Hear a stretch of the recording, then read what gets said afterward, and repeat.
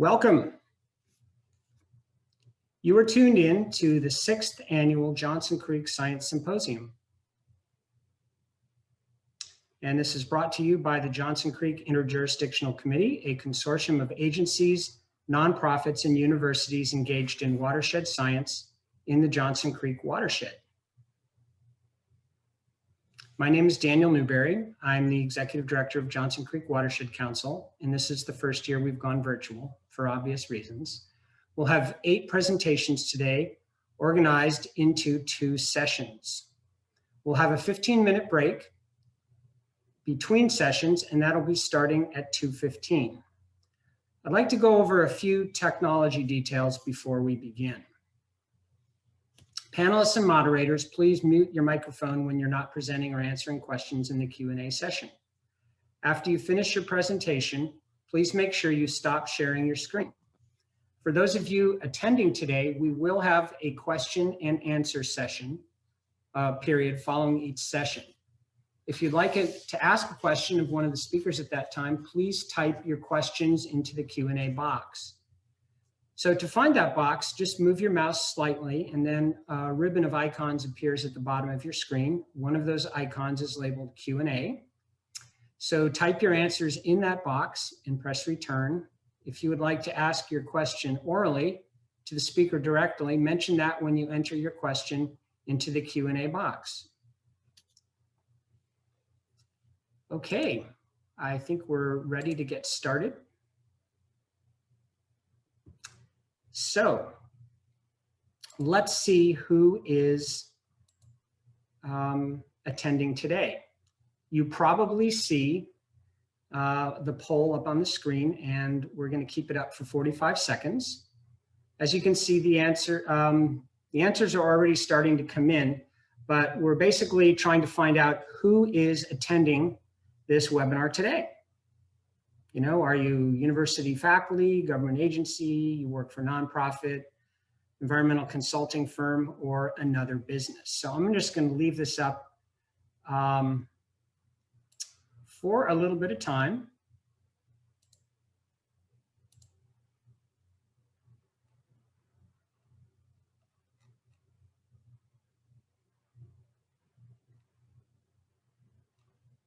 And we'll see who is joining us for today.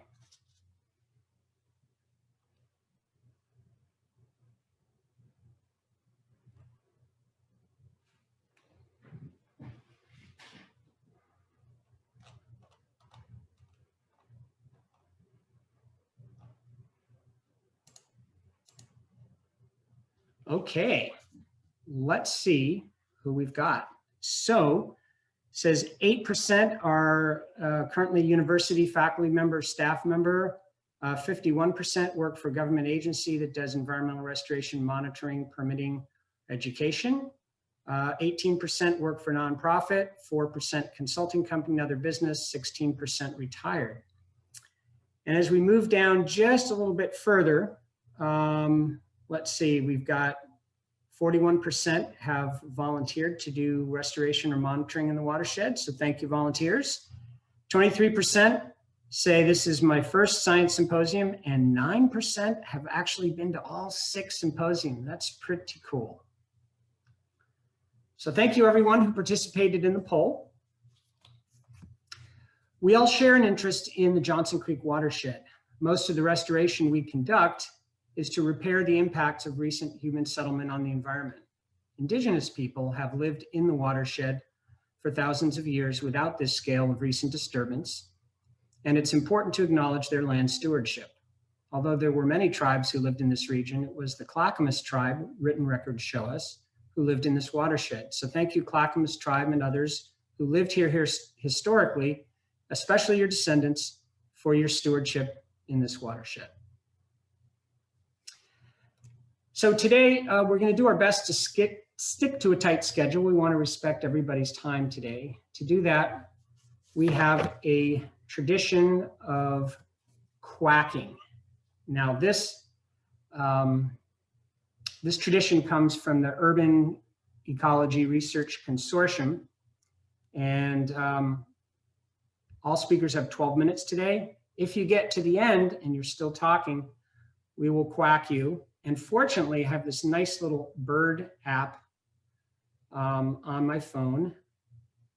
And I've chosen the sound of a mallard. So this is what you're going to hear. Whoops.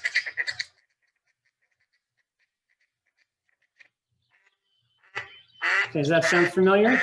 That's the quacking sound. You hear a nice, gentle sound when you get to the 1 minute mark. So just speakers, just to let you know about that. So we're going to get started here. Our moderator for session number 1 has been part of all 6 science symposiums and has presented and moderated multiple times. Noelle R. Nedesel is the Stanley H. Cohn Professor of Economics at Reed College. Her current research explores willingness to pay for flood insurance literacy, and flood risk perceptions in the Lentz and Powellhurst Gilbert neighborhoods. She teaches courses on environmental and natural resource economics, economics of public sector, and the intersection of law and economics.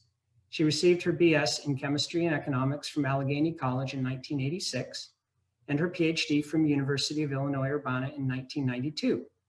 She has been at Reed College since 1990. Thank you, Dr. Nedesel. Thanks, Daniel, for the kind introduction, and welcome everyone to the symposium. As Daniel mentioned, speakers will have 12 minutes to present. If you have questions that arise, please put them into the Q&A, and after our last speaker, we'll have a question and answer session. Our first speaker is Marissa Ekman. Marissa serves as a Confluence Environmental Center AmeriCorps member with the City of Portland as the Forest Education and Outreach Specialist. Marissa's talk today will focus on amphibian surveys in the Johnson Creek Watershed. Marissa?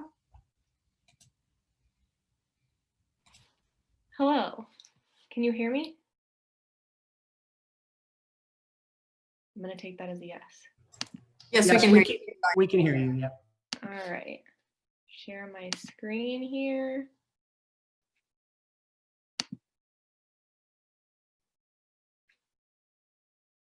Yes, so I am here today to talk to you about determining amphibian presence in constructed stormwater ponds throughout Gresham, Oregon, using community science. Oh, can you still see my screen? Technology is going to be weird today. There we go. All right, so why am I here? Why amphibians? Why community science? Why constructed stormwater ponds? Because all of these things are very exciting and things I'm interested in. That's why. I love amphibians. I think they're super cool animals to study. I have a personal vested interest in studying them. I did my senior capstone project on the landscape genetics of the Pacific tree frog. And I thought, what better way to personalize my AmeriCorps term than to search for frogs for 3 months. But unfortunately, my job description did not include the sentence, go spend months looking for frog eggs and frog larvae and frog adult. So then came the opportunity to put on a community science campaign where I could share my passion of amphibians and community engagement with the people that live near these critters. And I knew that regional amphibian surveys were going on because I actually participated in them my freshman year of college, so 5 years ago. And those are run by Metro, Clean Water Services, Wetlands Conservancy, Tualatin Hills Parks and Recreation District, and US Fish and Wildlife.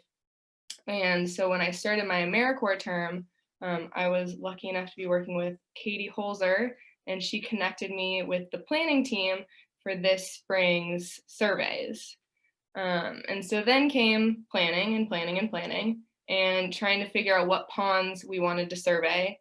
And in Gresham and much of the Portland metropolitan region, we have an abundance of constructed stormwater ponds that are popping up in the place of natural wetlands due to habitat destruction and degradation.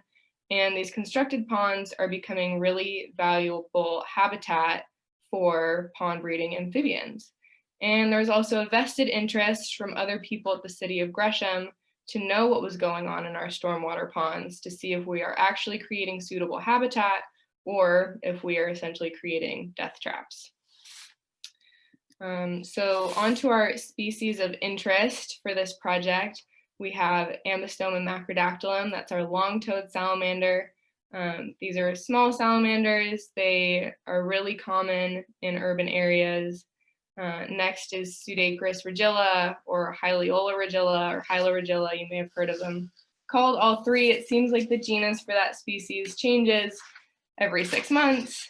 But they're small frogs, again, super adaptable.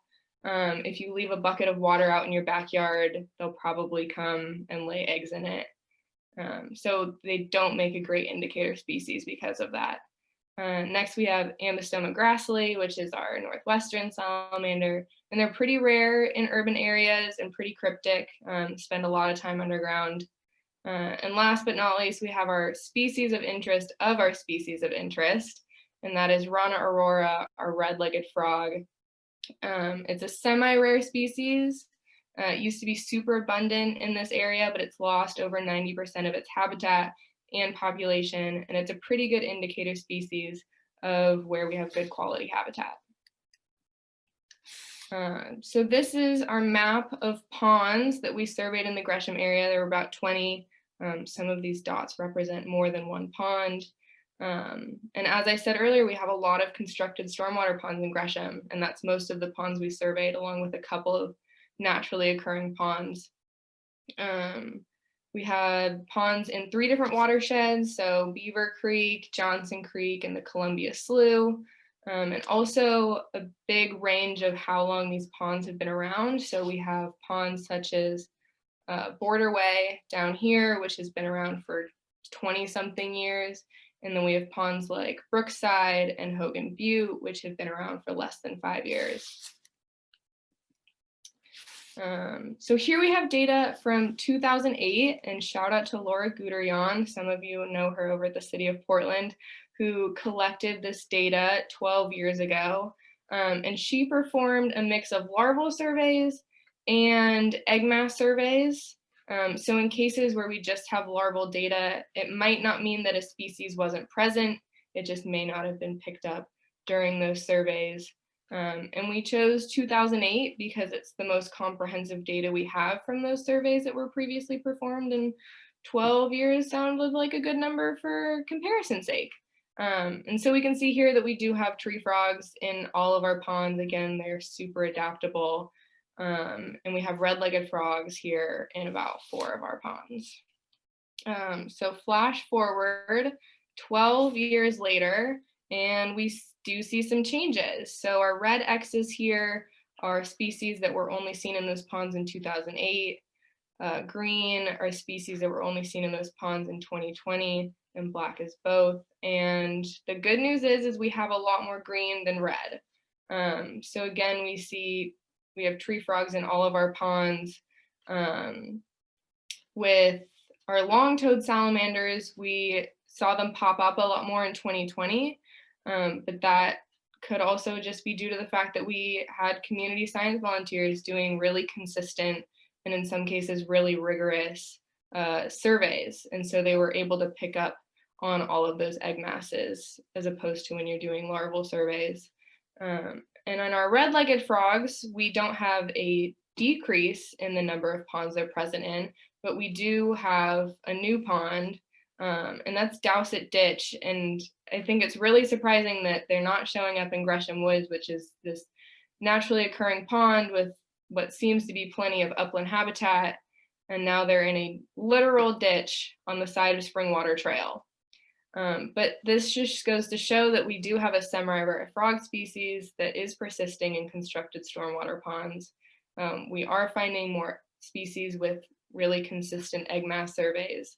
And it seems like constructed stormwater ponds are attractive habitat for amphibians.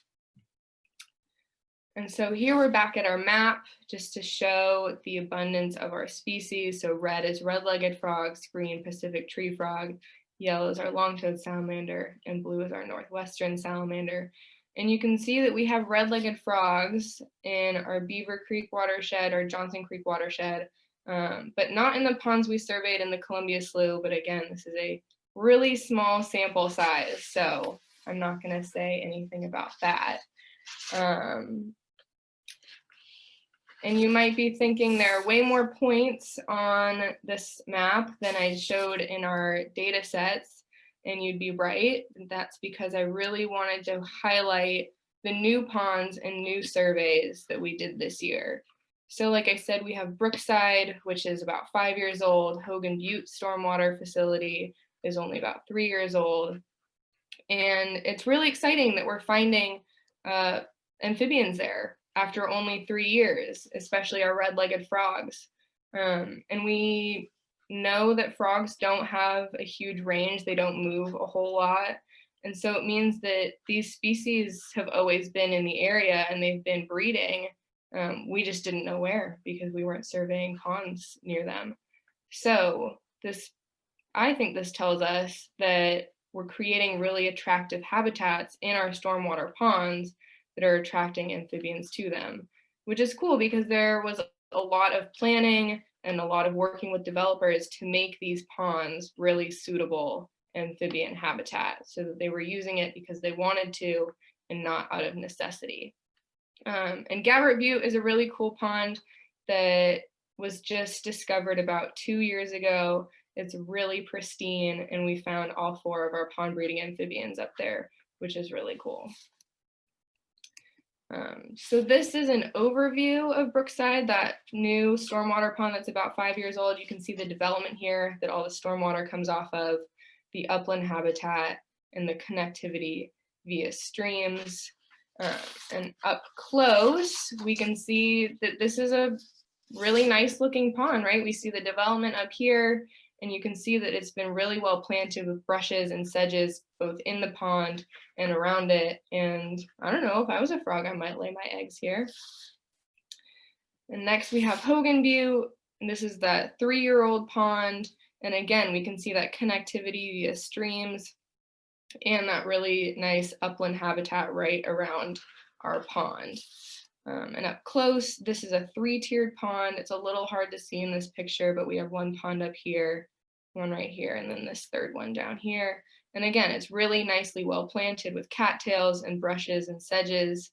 But our challenge with this pond is that it dries up pretty soon after it stops raining.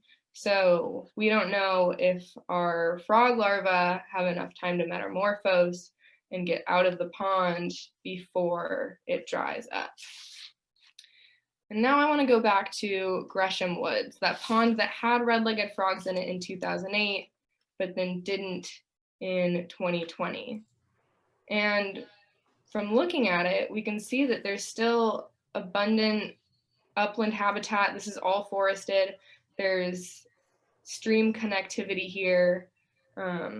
So why aren't these frogs showing up? What happened in these 12 years? And it's sites like these that are really giving me more questions than answers. So continuing to think about it, should we be comparing water quality data if we have it from 2008 to 2020? Should we be doing a more intense inventory of the plants that are in the upland habitat? Is it becoming too overrun with invasive species? And then furthermore, are we constructing stormwater ponds that are providing breeding habitat out of necessity or because these amphibians actually really enjoy these ponds? And so with our new ponds like Brookside and Hogan Butte, it seems like it's the latter. It seems like we're putting in really nice vegetation and it's attracting these frogs that have always been there. They're just finding new places to breed. But when we look at ponds like Dowsett Ditch, which is a ditch on the side of the road that has a ton of blackberry, really easy for predators to get in there like birds and pick off those down egg at the end of the masses. time. We're down at the end of your time here. Is that necessity, out of necessity? And so again, are we constructing stormwater ponds that are more attractive vegetation, connectivity to upland habitat, and depth than our naturally occurring ponds. And so with that, I would like to thank Laura Guderian for collecting all that data back in 2008, Katie Holzer for helping me get through the 2020 survey season, the natural resources team at the City of Gresham, and everyone here for tuning in. Thank you. Great, thank you, Marissa, for your talk. Our next speaker is Adam Stonewall, hydrologist and surface water specialist with the USGS Oregon Water Science Center. Adam will speak to us today about temperature monitoring in Crystal Springs Lake. Adam. Thanks. Can you guys hear me? I'll take the silence as a yes, hopefully. Yes. Yes, Adam, you're fine. Okay, good deal. So thanks for having me. Like Noelle said, I'm Adam Stonewall. I'm a hydrologist with the Oregon Water Science Center, and I've been working in the Johnson Creek for about 10 years now, doing some investigative work there. And this work is kind of a continuation of some previous efforts we've done for measuring temperature on Crystal Springs Lake and around that area. This is kind of a newer technology I wanted to highlight that we've been using over the past 2 years. And this is from our efforts from last summer. So let me first get it out of the way that all these data and findings are preliminary with the USGS. Unless something's published, we ask people not to share it. It's just until it gets through that peer review process, we have that little precursor to always tack on. So some quick background about the lake itself. You may be already familiar with it, but here is Crystal Springs Lake in the center. And it's kind of a spring-fed system. You can see all the little CS dots here on the east side of the lake. Those are surface water springs that feed the lake. And it has 2 exit points. There's a spillway up in the northwest corner off of a dam, and then a fish ladder that comes in from a little bit further south, and those combine in the golf pond area here. And from there, it mixes with the outflow from the Reed Lake Canyon, and Crystal Springs itself obviously flows south and down into Johnson Creek. The dam itself has been around for a number of years. I don't know exactly how long, but it's my understanding it's kind of on its last leg. So that was part of the impetus of this this research, is trying to figure out when and if they rebuild the dam, what the lake is going to look like then. And there's a picture of the dam and the spillway there. Some more background. This study was funded by BES. And in case you're not familiar, BES has done quite a bit of improvement to Crystal Springs Creek in the past decade or more, including culvert replacements and the big restoration effort at Westmoreland Park. So they've done quite a bit of habitat restoration. Having said that, the idea is that this could be a great habitat for salmonids, but the local TMDL of 18 degrees Celsius is exceeded about 42% of the time from a 10-year period that we looked at for this report. So temperature is a problem here, and that's part of the impetus of this effort. And the first leg of that effort was this CQual W2 model we created. It's a temperature model, hydrodynamic, mechanistic model. And we used that to figure out what would happen if we, say, lowered the lake elevation or increased shade or did things of that nature to try to cool the lake. And the link to the publication is here if you're interested in more detail on that. But as part of that report, we did a stream flow budgeting. And what we found is roughly about 9.5 cubic feet per second, what we call CFS, leaving the lake. And we measured about 5 CFS from these springs entering the lake. So we were missing about 4.5 CFS. And the going theory was these are probably springs that are underneath the water surface, underground, not underground, but underwater springs that are accounting for about half the flow roughly. And with the modeling, we kind of had to make some assumptions on where those springs were, a spring or springs. So that led us to this research, which was the use of Optic distributed temperature sensing, which I'll call DTS from now on because it's a lot shorter to say, which is quite simply a fiber optic cable that we fire laser light pulses through to measure temperature. And we wanted to use this to figure out where there might be underwater springs in the lake, so we could improve future modeling efforts perhaps, and also those could help identify places where we may not want to focus our restoration efforts, want to leave those springs alone.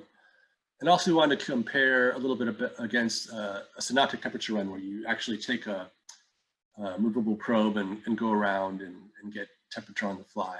I won't be discussing the synoptic temperature run too much, maybe not at all, even based on time for this presentation, but that is something we were considering also. So really quickly about DTS, it's a long fiber optic cable that actually does the measurements, and it can be very long. The one we used in this study was about 1.5 kilometers, but they can be tens of kilometers or even a little more. So that actually how far you can lay it out is quite impressive. Of course, it's variable temporal resolution like any other probe, but the spatial resolution is what's really impressive. If you have 1 kilometer of cable, you can measure every 100 meters or every 10 meters or every 1 meter or some other increment that you choose. So spatial resolution is just outstanding, of course.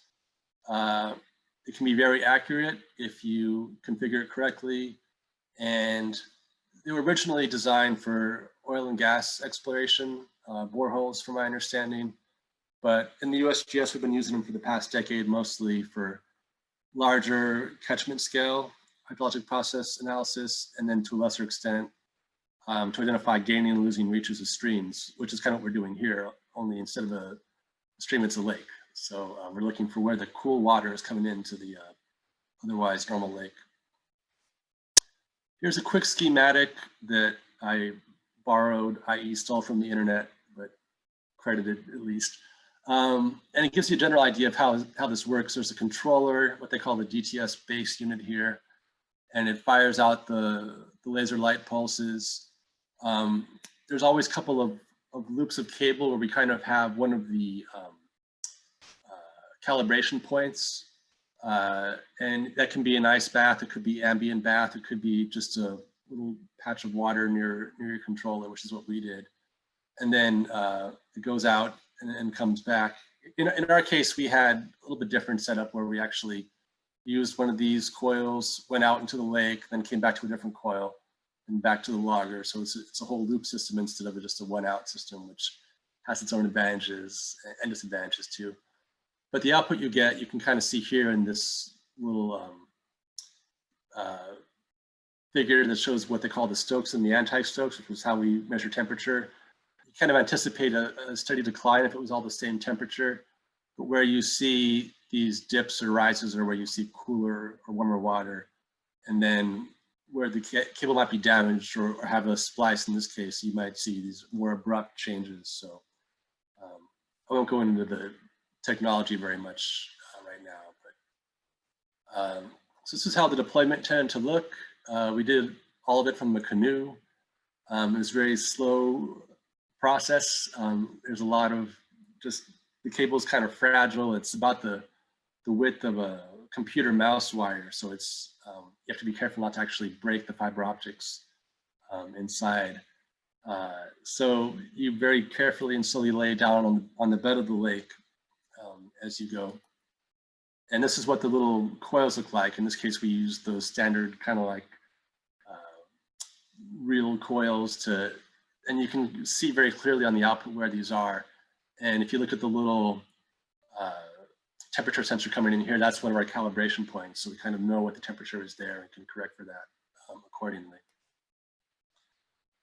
What the controller looks like, for this deployment, we did not have any telemetry, so we didn't know what it was looking like in real time. We did another deployment this summer where we did have telemetry, and that was a nice advantage, but there's a screen here where you can kind of interrogate it when you're at the site, and it's a pretty nice setup. more deployment pictures. Ideally, you'll kind of have this straight line like you see here, if you can make out the little cable along the lake bed. And then of course, there's inflection points where you turn. I included this one to show just how much manipulation the cable takes with all the back and forth, and it's only one long cable, so it's kind of hard to get the spools where you want them and everything. It's a little more effort than I would have thought going into this originally. But then we also had these individual Hobo probes that we would attach to the cable at every inflection point. And the idea was there, we could GPS in those inflection points, and there would be a control for having another place for calibration, and also a way to plot the data on a map, so we knew where all the data points were. 1 minute warning. 1 minute warning. Thank you, Daniel. I'm going to cruise through this. This shows the output. I don't have a whole lot of time getting into the detail, but it's time along the y-axis and distance along the x. And where you see kind of anomalies is where we tend to have potentially cool springs. We also had one spot where it was very hot. The spring ended up being here in the northeast corner. The hot spot is a point where we think the cable got snagged on some high vegetation under the water and probably wasn't on the lake bed. So really quickly, lessons learned. The DTS is a nice tool. It can be qualitative if you have enough georeferencing and note-taking and auxiliary data. Other lessons learned is that bathymetry is very useful in order to analyze the data. We had some trouble with the DTS controllers, and we weren't sure if it was unproven technology, but the last round of deployment this summer went fine, so maybe that's okay. And then you have to beware of the cable. It's very fragile and it can be vandalized, and there's a lot of parts about that too. So that time went quickly. Some quick acknowledgements. People have helped work on this project, and I will leave it there. Thank you. That's terrific. Thanks so much, Adam. One of my favorite places to go and visit. Great research. So our third speaker is Chuck Lovedell, Restoration Project Manager for the Johnson Creek Watershed Council. Chuck's going to give us an update about the Kelly Creek Dam Removal Project. Chuck? Good afternoon. All right, I'm trying to get the screen share to work here. Here we go.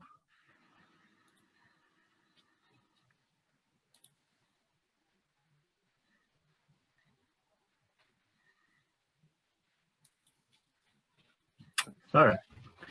So the Kelly Creek Dam Removal Project was a project that began in concept about 5 years ago, a couple of years before I joined the council. This is a picture of the dam here on Kelly Creek. Yes. There you go. I was going to say you need to start it because we were seeing your screen. Great. It's okay now. Oh, okay. My apologies. Must be a lag in there somewhere. Okay, so this is a picture of the dam pre-project, and as I mentioned, Daniel and my predecessor began discussing this idea with the landowner about 2015. And a little bit of context here. So the photo on the left, this shows Pleasant Valley open migration, and then Mitchell Creek and Kelly Creek coming together. The confluence with Johnson Creek is just off the screen of this picture here. Our focus here is, so open migration is our effort to restore fish passage in its entirety. And this is kind of modeled after some success that we had in the North Fork of Johnson Creek, working with East Multnomah and Multnomah County, OWEB, and the Nature Conservancy. This is the city of Portland as well. We've been looking to replicate the same process down here in Kelly Creek, which is the largest subwatershed contributing to Johnson Creek. And between Kelly Creek and Mitchell Creek and some other tributaries, they have a disproportionately valuable cold water habitat. So part of the council's climate change strategy is to improve and restore fish passage to these cold water tributaries, and also enhance the habitat where passage has been or will be restored for the benefit of salmon, as over time that's going to be the most resilient to salmonids.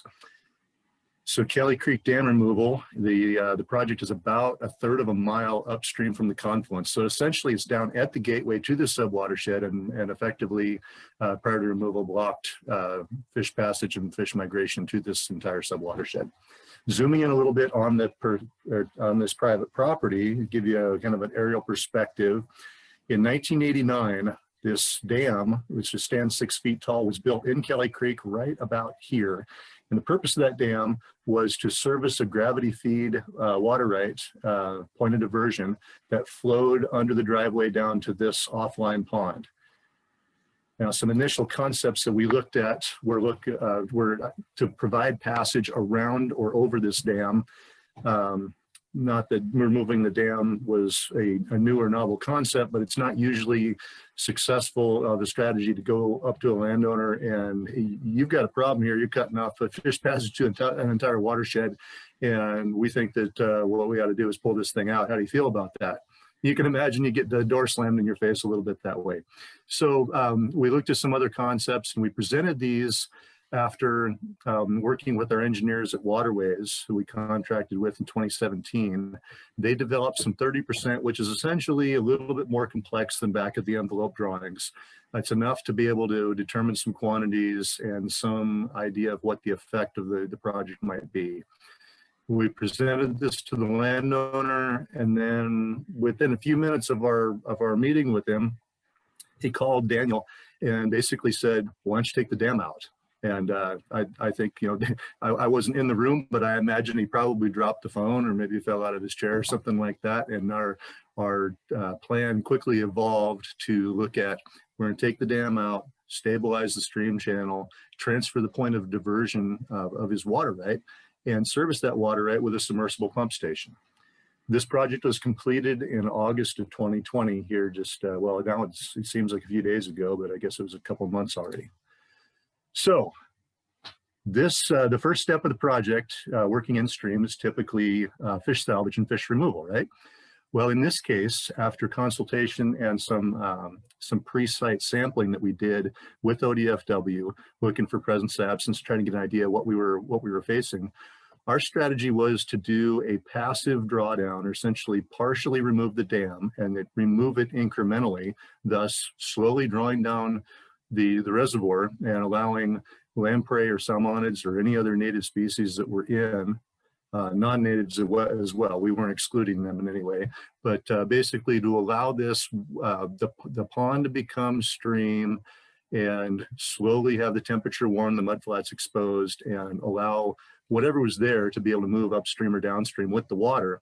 And then we would focus an actual salvage activity. So the photo on the left was the first effort in dismantling the dam, and what you see right there is a 12-inch I-beam that was the weir crest, if you will. Interestingly enough, this thing was put in by moonlight. I don't know if it was mid-99, and that beam was not only keyed into both sides of the bank, but it was exactly level. Pretty good construction quality of what they did here. As we saw, it was quite a chore to take this out. The picture on the right shows kind of the composition of the dam, at least behind where the I-beam was. And we really didn't know what we were going to find in this area here. You can see that there's some mud. Some of that was from Beaver, and some of it's just natural sedimentation over time. But as we began to pick away at this and pull the boulders out, pulling apart what we could salvage for use for our engineered stream bed and our downstream work, we found that the dam itself, the core, was built with these hexagonal pilings they're really interesting. They're about 30 feet long. They're made out of concrete, reinforced with braided rebar. I've never seen braided rebar before. I don't know how you braid rebar, but somebody did. And the thought was that these were used for some sort of dock piling on the Columbia River quite some time ago. A very, very stable, formidable structure. And there was 5 of these that were stacked in and then basically, you know, buttressed and fortified with these other boulders.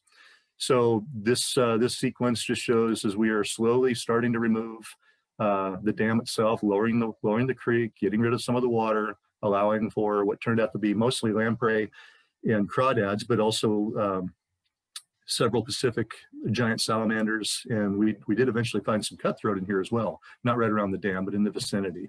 So as we were taking this out, we're monitoring what's happening in the mud, looking for isolated pools and pockets, salvaging what we can, but with the idea that we were going to let this stabilize for a couple of days and then see if we needed to go and either do some netting or some electroshocking or some other means of salvage. And ultimately we did, I think, on about the 4th day of drainage. So this is Dave Stewart from ODFW, working under Daniel's supervision up here. And he is just going from the dam up towards the upper reaches of the project and using the Electro Fissure. It's actually a developing technology where you use a really low dose of electricity and move slowly through the water. And the idea is it gets into the mud, it makes a nuisance for the lamprey amicetes that are in there and allows them to come out, and then it makes it easier for us to net them rather than waiting for them to either, essentially run out of oxygen or have to come out on their own. And then we go down and try to scrape them out of the mud and then get them into some water. So it's kind of an interesting, on the fly emerging science application here. The picture on the right shows one of 10 cutthroat trout that we caught and captured during this, not this one salvage, but during the salvage operation. And some of these cutthroat were 9, 10, 11 inches in size. So that was a pretty nice surprise to see. So while the upstream end was draining and we were salvaging lampreys and cutthroat and Pacific giant salamanders, the downstream work was going in. So the downstream work consists of installing a submersible pump station, an engineered riffle structure downstream, which is just the basis of that. And the purpose of that riffle structure is to maintain the intake pool where the water would be drawn to service the water right for the pond station. You can see the intake down the pool. The pump goes into this area here. And of course, there's a NOAA and ODFW certified and inspected fish screen on the end of that. On the upstream, the other rock structure it doesn't really show very well here, but it's a fairly shallow upstream oriented V-weir. And the purpose of that is to focus flows as the flow comes downstream into the center of the channel across the face of the stream to keep it free of debris, but also to kind of flush out or minimize the amount of sedimentation in the pool, thus making the pump intake as maintenance free as we can. So going back upstream,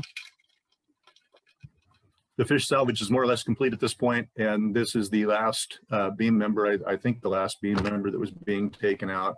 And you can see the channel is kind of finding its own way. And then what we did on the upstream end was to over excavate out this short section of channel here, and then build what's called an engineered stream bed, very similar to an engineered riffle, but this is more of a mix of large rock, small rock, and then compacted sediment inside, with the idea that we didn't want any head cutting, side cutting, down cutting, any sort of cutting in here. We wanted the stream, because it had been subject to 30 years of having a dam in here, we wanted this to be as stable as it could through this section until it found its way downstream. And what that looks like is this here. So right here, the contractor is actually washing in some of the fine sediment. But what we start with is we excavate down below the surface of what we intend to be the final grade. Put 1 the big minute rocks warning. in, 1 minute. and then medium-sized rocks, and then the small stuff, and then sediment it in. And on the right, you can see the finished product. So this picture on the left shows I'm standing where the dam used to be, looking upstream. And this is our new engineered stream bed. The downstream end, here's the pump intake, the pool, the V-weir, and the riffle. You basically can't see it because it's functioning like it's supposed to. Here we have a before and after. On the left, the dam as it was. And on the right, almost the same vantage point, what we have today, which is a naturally flowing section of Kelly Creek. And I would like to say this is an upstream end looking down where the dam used to be.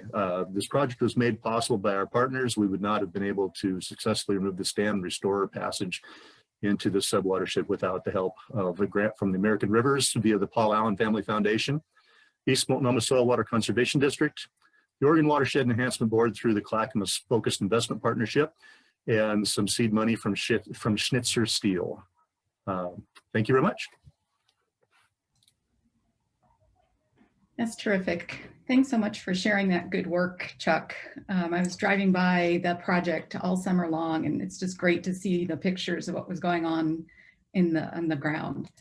So I want to remind everyone that we do have a Q&A chat box. We received a couple of questions for our speakers, and as we transition to our fourth and final speaker, I encourage you to post questions that you have for any of our speakers. So our final speaker for this session is Julia Bond. Julia is an environmental specialist with the City of Portland's Bureau of Environmental Services.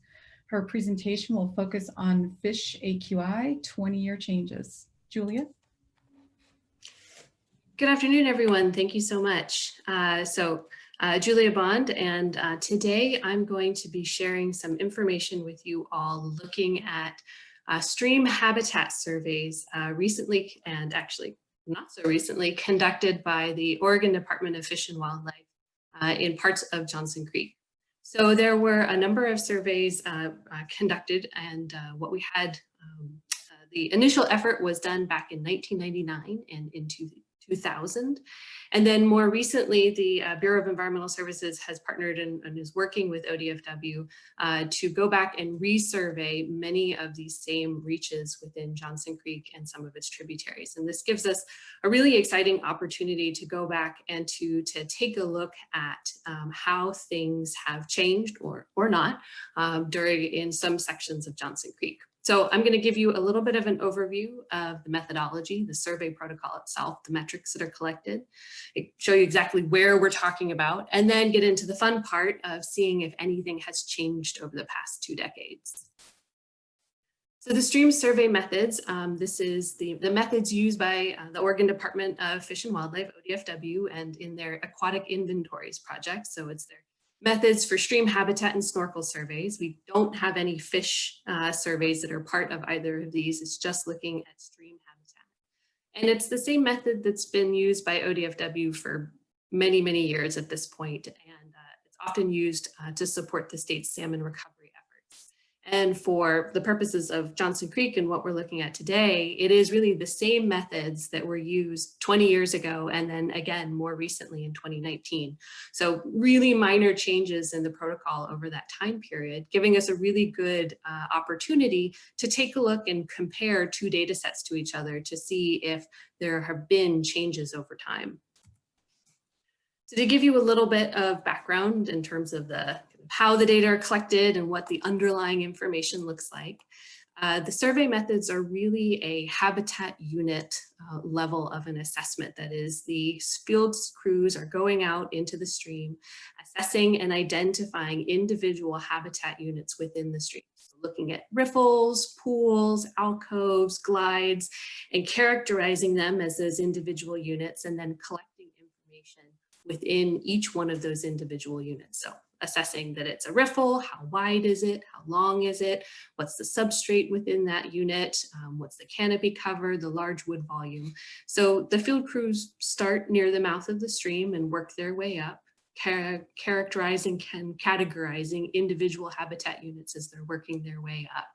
And that's the information that serves as the underlying data set for what we're going to be looking at shortly. So it's really quite a fine detailed level of information that we have available to us when looking at and comparing condition.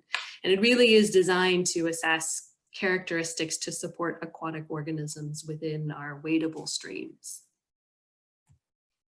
In addition to the stream habitat units themselves, the riffles, the pools, the field crews are also collecting information about channel dimensions, so measuring active channel widths, depths, flood-prone depths and widths.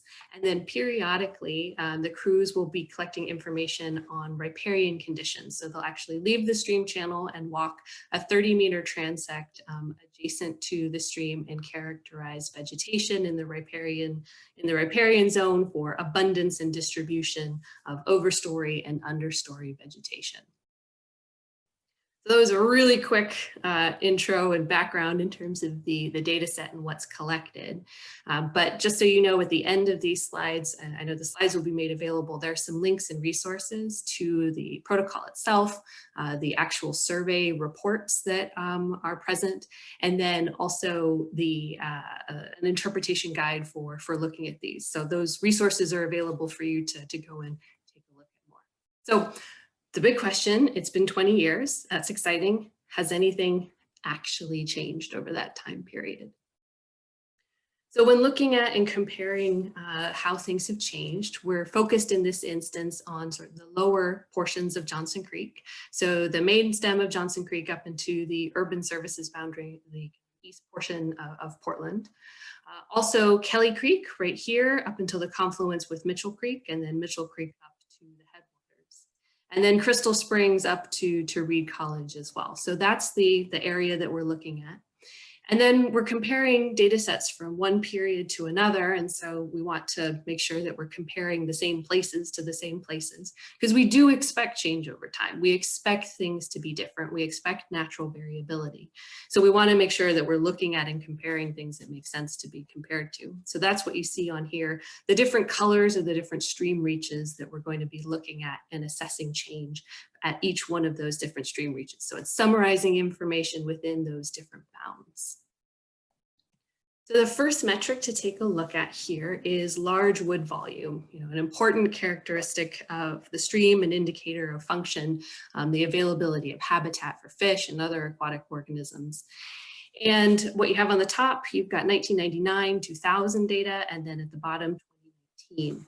And all of the different reaches that you hear, the segments that you see on here, they're symbolized for the metric of cubic meters per 100 meters of stream. So the volume of wood per 100 meters of stream. So it's really looking at a normalized value so that regardless of how long the reach is that we're looking at, because not each one, these reaches are different sizes, we're really comparing one volume to another in a systematic way so as to be able to assess change.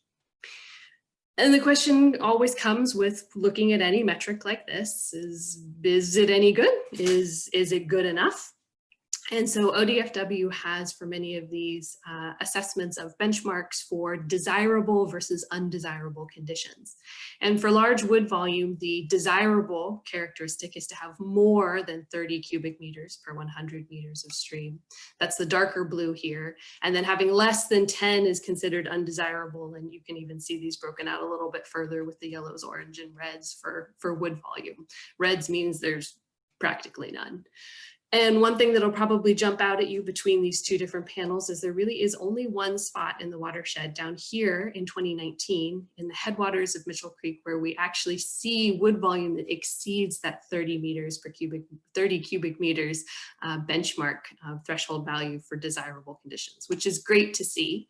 And generally from 20 years ago to today, we're generally seeing an accumulation of wood, not dramatic, but there are places like the headwaters of Mitchell Creek and some other locations like over here, 21, as you see on here, where there is, this is the Schweitzer project and the Kelly Creek confluence and some other locations where things have really actually changed. And when we zoom in on those top 5, 6 different reaches where there's been the most change in wood, and really throughout Johnson Creek, we're actually seeing an increase, which is wonderful, not necessarily seeing a loss of wood. But the places that we're seeing the greatest amount of change really are those where there's been active restoration work to improve conditions. So this Mitchell Creek's headwater, that's Metro and Portland Parks have done a lot of wonderful work improving the recruitment of wood. Johnson Creek 6, this is the Tideman Johnson project, the Kelly Creek confluence, Johnson Creek Oxbow, and then the Schweitzer project. And really, these are the main places where we're actually seeing an increase in wood volume over time. And it really is focused on those places where we've had active hands in improving conditions. In addition to wood, substrate, another important characteristic. So the abundance of gravel to support salmonid spawning. Same idea as before, the reds are the undesirable conditions, blue desirable conditions, yellow in between, meh, so-so. And for the most part, moving from 1 decade into 2 decades later, we're generally seeing not a loss of gravel, which is great. things are either staying steady or seeing some slight improvements in the abundance of gravel that we see in our riffle habitat units. So just the riffles themselves.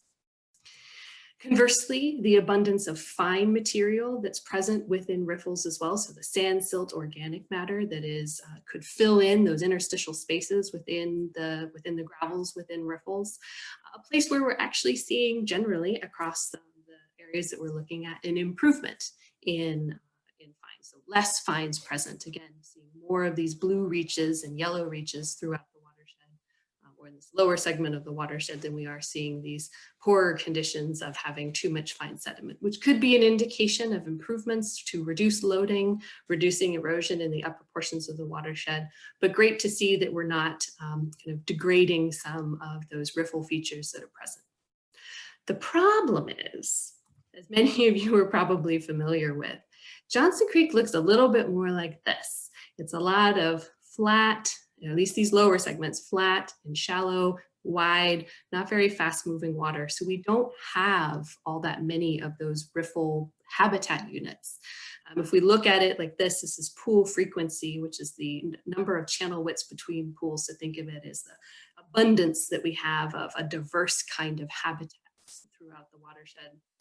Again, we're not seeing a lot of improvement, and in fact, in a few places, we're seeing things perhaps actually decreasing in the complexity and the abundance of habitats that are present, which is not great, but it's kind of two sides. Where we have these features, they're of the quality that we would like to see. We just don't have enough of them, and that really hasn't been changing dramatically over the past 20 years.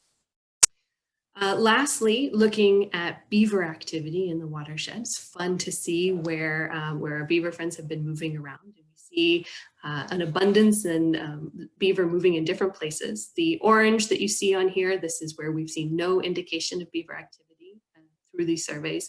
Blue is where there's evidence. So that is things like beaver slides, beaver chews, and then the darker color is where we see beaver dams within Johnson Creek and its tributaries. And so we see them moving around in different places. One minute. Thanks, Daniel. One of the fun parts of the watershed to see is Crystal Springs. You'll notice that 20 years ago, everything is orange. So there was no indicators 20 years ago. And then last summer, when these surveys were conducted, we're seeing evidence of beaver in Crystal Springs and even dams present. So they have been moving around and finding new homes and having different activities in other locations. So they are definitely there and definitely seen in a number of different places throughout the watershed.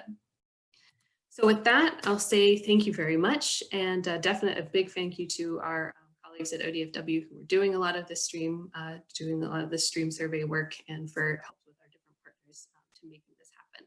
And again, there's a number of links for you at the end that you can go and survey at your leisure. So thank you very much. Terrific. Thank you so much, Julia. At this point, we're going to have 12 minutes of question and answers. And I thank those of you who've been posting in the Q&A chat. So that's one way to ask questions. The other thing that you can do is you can post in the Q&A if you, rather than typing in a question, would like for Daniel to unmute you and then ask the question directly to our speakers.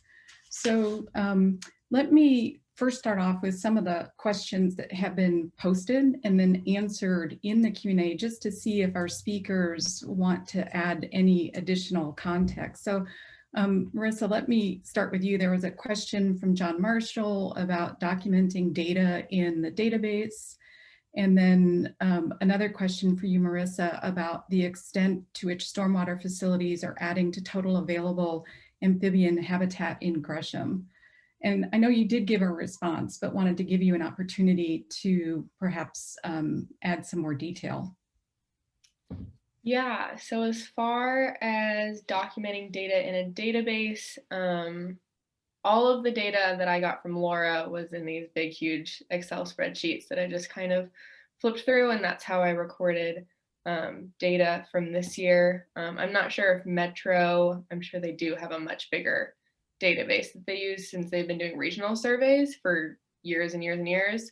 But since COVID happened, we did not get a chance to collaborate at the end of this survey season on how I should get them the data from these surveys. So Gresham was kind of out on our own this year with surveys. So that may change in the future, it may not, we'll see. And then the other question was about the extent to which the stormwater facilities are adding to total available amphibian habitat in Gresham. And about half of the total breeding success of these species comes out of stormwater ponds in the area. So a pretty significant amount, but we also have a lot of these hidden ponds that we don't know about that could add to a lot of viable breeding habitat. So we'll really never know unless we get to do a deep dive into all of the forests in Gresham where all of these breeding ponds are. Great. And Adam, there's a question that you responded to about how long the optic cable stayed out there. And there's currently an open question from Katie Holzer asking if you could talk about any potential subsurface springs found in the lake. Yeah, I kind of went over that pretty quickly in the presentation, sorry.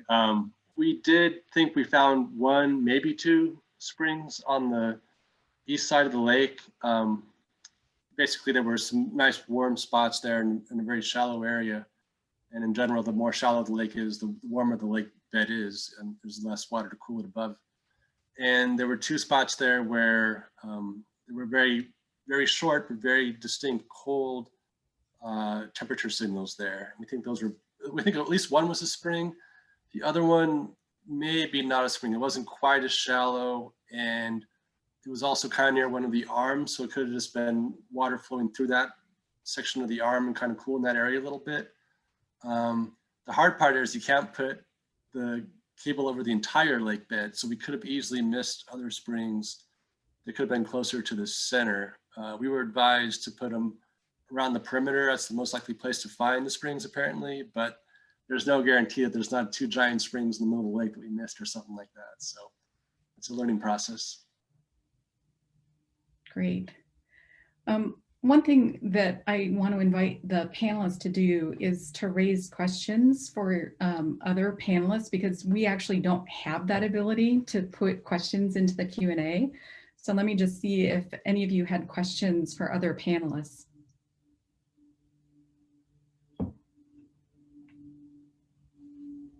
I was curious about Julia's presentation. Julia, as far as the accumulation of new large woody debris, is any of that stuff that was just inserted directly as large wood, for a project, as opposed to the stuff that's grown naturally, or do you make that differentiation at all in the large woody? There is a distinction, yeah. So there's a number of distinctions in terms of location. Is it left side, right side, channel spanning? But the different accumulations are noted as potentially a human created habitat structure. So for example, that picture that I had of the Beaver Dam that was with the surveyor on top of it, that was a restoration project. And so that wood structure is actually noted as, a human inserted one as opposed to natural accumulation. So there is a distinction between those two. I didn't show the difference in there, but that would also be interesting to take a look at. As a really quick follow-up, do you know then if the human one was a bigger increase versus the natural one, or how that? That's a great question. I haven't actually looked at it, and now I'm totally going to go do that. Thanks. Yeah. So Chuck, there's a question for you from Svetlana asking, with removal of the dam, will the creek have larger amounts of water to support fish habitat year round? It definitely should, because with the dam functioning, it was effectively backing water up about 120 feet upstream. And then, of course, there was some interaction with the littoral and the stream side area, which increases, of course, the amount of water that is being held in the stream bank. But I would expect that rather than relying on either a little seepage over the top of the dam or through the dam, or a rain event to allow any sort of pulsive flows downstream, that it should now function as it did normally. Or historically, I should say, at least in this reach. To the degree, I can't speculate how much. Great. And here's a general question from Michael Clark to all of the panelists. We live in prior frog habitat in the watershed. Does anyone know the best place to get information about how to create some habitat in our own yards?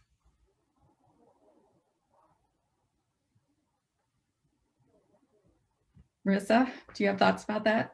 Yeah, I feel like everyone's waiting for me to answer that. Creating habitat in your own yard. I mean, for tree frogs, they're really easy, right? They'll, like if you put a bucket of water out with some vegetation in it, they may or may not show up. Some other species, they look for really pristine habitat, so it might take a couple years. But I would do some research on what kind of ponds would be suitable for your yard and plant some native brushes and sedges in there, and then just kind of wait and see what happens. But no promising anything. Frogs do what they want. Great, thank you. And Julia, lots of positive comments about your data, including a comment from Laura McMullen. Awesome to see the improvements in wood and gravel in particular. Are there other elements of the surveys you didn't get a chance to touch on during this talk that showed significant changes? Yeah, it was fun to, I have to admit, as somebody who enjoys playing with data, it is just so exciting to have a detailed data set and have two decades worth of it to play with. The main places that we were seeing a lot of the change, those were the ones that I highlighted are some of the main ones. Another place is in specific locations where there were changes in bank stabilization, so removal of some of the riprap, or a lot of the cases the WPA, the Works Progress Administration, for those of you who may not be familiar, aligning effort of Johnson Creek itself to pretty much channelize and armor the channel. Places where that has been purposely removed are some of the other changes that we've seen. But the ones that we highlighted, those are where most of the changes that we've seen. Great. Daniel, how much time do we have left? We have about 4 minutes. Great. So I wanted to invite all of our panelists, because giving a presentation with so much information in 12 minutes is really challenging. I'm not seeing any other questions. So with the remaining 4 minutes, is there anything that you wanted to share but you didn't get an opportunity to share? So let me ask Marissa, is there anything else that you'd like to share? I don't think so, but there are a lot of backyard habitat creating resources coming into the chat. So for anyone looking for those, go check out the chat. I don't think I really have anything else to add. We're hopefully doing more surveys this year, this winter and spring, and I'll be handing that off to someone at the city to continue with. So if you're interested in participating, you can look out for that in the winter. Great. Adam? I don't have much to add. I was hoping to have some preliminary data from the Johnson Creek Expo, where we did our latest ETS employment this summer, but just too busy to get that up and running before the symposium here. But anyway, that's all I've got. It's a teaser for next year's symposium. Jeff? Fair enough. No, I think I was able to get through on the high points of what I wanted to cover. I mean, I could spend 40 minutes on a post-mortem on a restoration project, but probably put some people to sleep. So, but thank you for the opportunity. Yes. And Julia, wrapping it up for us. Yeah, I'm the same. There's so much that you could spend time going through and taking a look at. I think I tried to find the most interesting things to share, but one thing I would certainly emphasize is that the survey reports have a lot of wonderful photos and a lot of great, more detailed information in them. So I would highly recommend, if you have any interest in taking a virtual walk down the stream, to go ahead and check those out. They're all online. I guess I could put the link in the chat real fast as well. Place for you to take a look at those. I think that they are resources that we want to make sure everybody who is doing work in the watershed has available to them, and that they could use. And if they are useful tools for them as part of their work, and they are indeed available. That's terrific. Well, I think we are out of time, and we're seeing some comments. I think we'll have to work on how we're sharing information with the participants, because it might be that we're just sharing it amongst the panelists. So participants will make sure that that great information is shared with you. So thank you to all of the participants for really great work. And I'm going to turn this over to Daniel. Okay, thank you, Dr. Nettisel. We're coming up on a break here. We're going to have the second session after the break. But one thing we'll try to do, since the way Zoom works with the chat is, you send to the panelists, but what we can do is we can copy some of these comments and send it out to all attendees, because quite a few people have sent links to answer that question about frogs and habitat. So we've got probably 4 or 5 links that have been sent in. So during the break, we'll work on getting that to you. But thank you very much. We're going to resume at 2:30. So we have 18 minutes, and want to thank all of our panelists, Julia, Chuck, Marissa, and Adam. Thank you very much. And we'll be back in 15 minutes.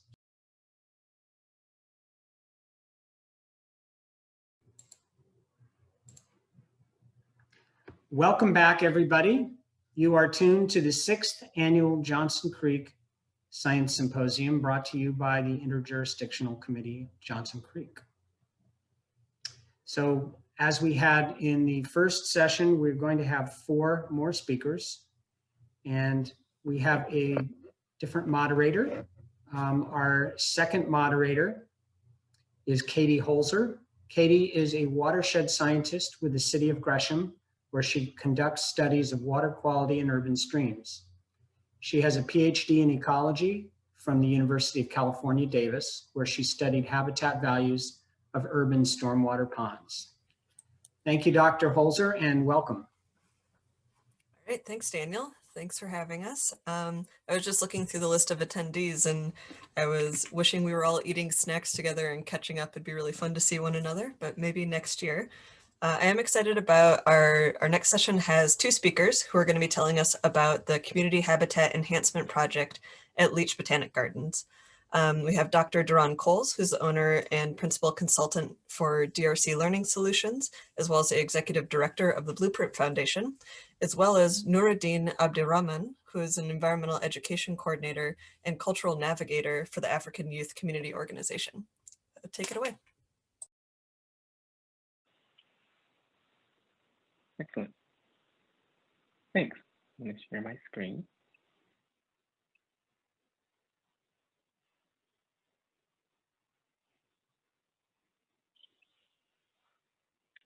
All right. Okay. Hi, everybody. So as the title of this talk suggests, the Leach Botanical Garden Community Habitat Enhancement Education Project, called the BAC5 for short, is an example of environmental initiatives that go beyond the goal of direct restoration of land to include social cultural goals to engage, educate, and connect people of different cultural backgrounds to each other and to the land. Multicultural collaboratives like the BAC5 are important because they force us to perspective take and challenge our views of science, biodiversity, best practices, and who we label environmental professionals. The image in the previous slide showed the primary partners involved in the collaboration. However, the collaboration in action looks more like the diagram on the left.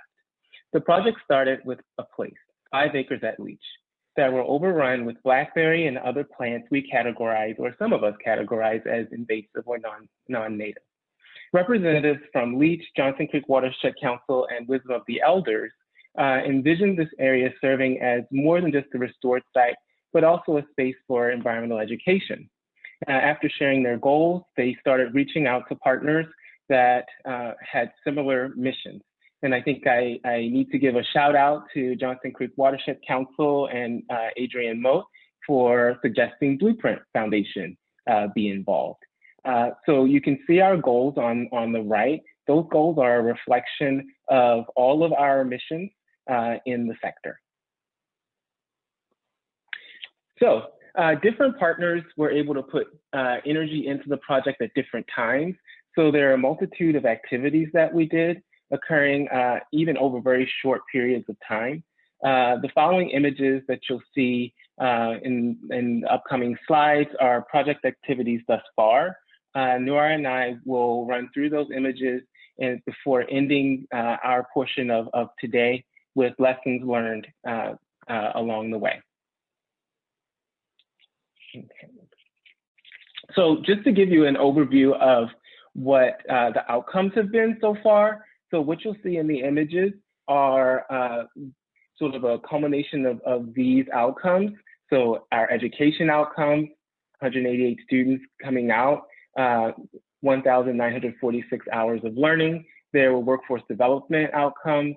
Not shown there are the Green Workforce Academy students that also came out to the site to learn about restoration. We did plan transects, and you can see some of the data we collected on biodiversity there as well. So how about let's get to seeing some images. So here's the site, how it was at the start. You'll notice that there are the typical ivy and blackberry, things that we call invasive or non-native. Having a multicultural nature of this collaboration really gave rise to challenging conversations about language and function, namely invasive versus non-native, and the notion that plants we call invasive are serving a function in the landscape. I really enjoyed the conversations that I had with Wisdom of the Elders about how we speak about our restoration activities, how we speak about the world around us. The floodplain is also included in the 5 acres, which is great because it gives an educational opportunity to see changes in biological indicators in both the upland and riparian zone. And the educational richness of the site abounds. Students who come to the site and just see trees quickly learn the larger roles trees have in the landscape. And so perspectives include Western and indigenous views of nature that blur the lines of science and spirituality. The first year of the project was focused on a single acre. Wisdom of the Elders contract workers came out to the site with their unique cultural take on restoration from the indigenous perspective. And so you see here what they were up against when they got to the site.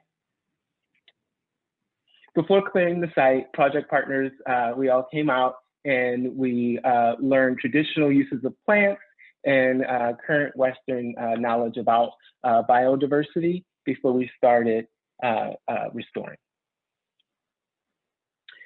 So you can see in this image, workshops happened before and after COVID, and they went beyond plant ID to include looking at pollinators, macroinvertebrates, and other biological indicators, health. And when you have a project this size, sharing capacity is really important. When working in multicultural collaborations, this is great because it keeps the momentum going while providing everyone the chance to contribute. So as you see here, the first year, plant transects were completed by volunteers at Leach and Johnson Creek Watershed Council during a time when the partners were unavailable. Then the first transects were done. Down came the blackberry canes. So think about this image and think about the image that we saw with the 7-foot blackberry canes earlier. So the workshops were not only provided by the core group of partners, we also rely on industry partners to bring their technical and instructional expertise to the effort. Ideally, these partners will gain new insights for making what they do more responsive to diverse cultural groups. So what resonates with various cultural groups, I hope, is one of the takeaways that the folks that come out and help us teach learn themselves. So all in all, we just want folks to have new experiences out in nature, whether it's touching a crayfish or a crawdad, whatever you call them, for the first time, or just seeing how the light reflects off the water in beautiful patterns, the way Joanne once took us to a spot that's one of her favorite at the garden to see the dancing lights. Another goal of the site was to develop the next generation of green sector professionals. Here you see the David Douglas High School students training themselves to be green sector professionals. So they also had educational components. It's very similar to an apprenticeship program. And so you see Courtney in the background there. Courtney is teaching the students how to propagate plants in the greenhouse. So there were activities that happened out at the backside. There are also activities that happen in the greenhouse at Leach.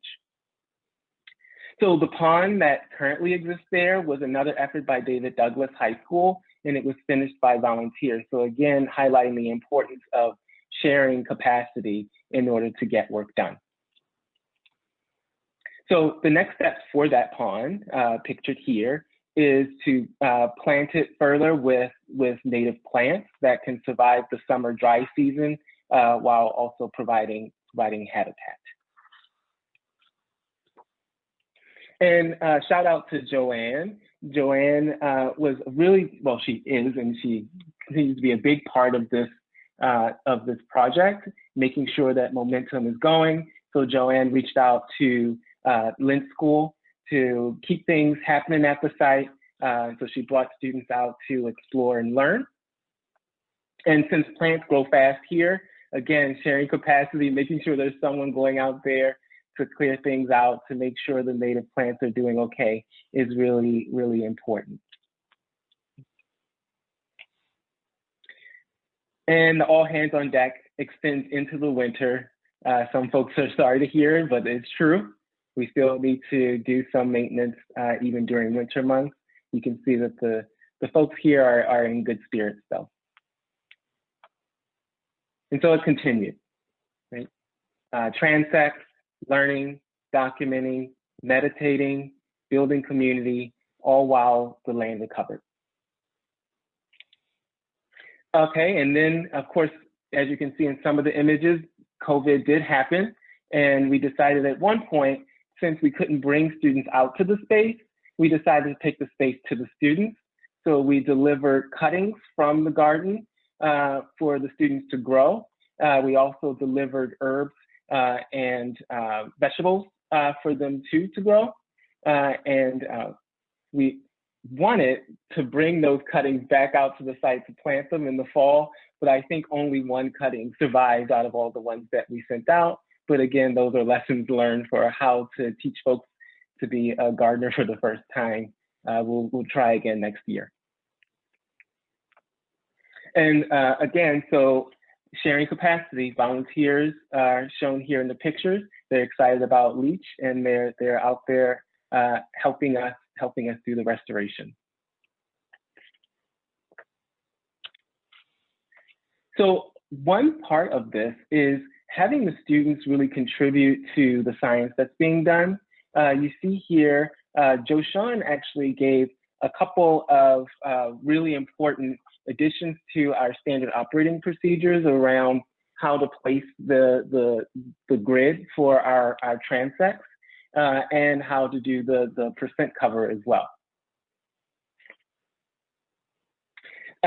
So the result, once we involve everyone in the process, once we say, okay, science is for everyone, developing these procedures is for everyone, then we end up with procedures that are sort of a reflection of the multicultural folks or multicultural group that we have doing the work.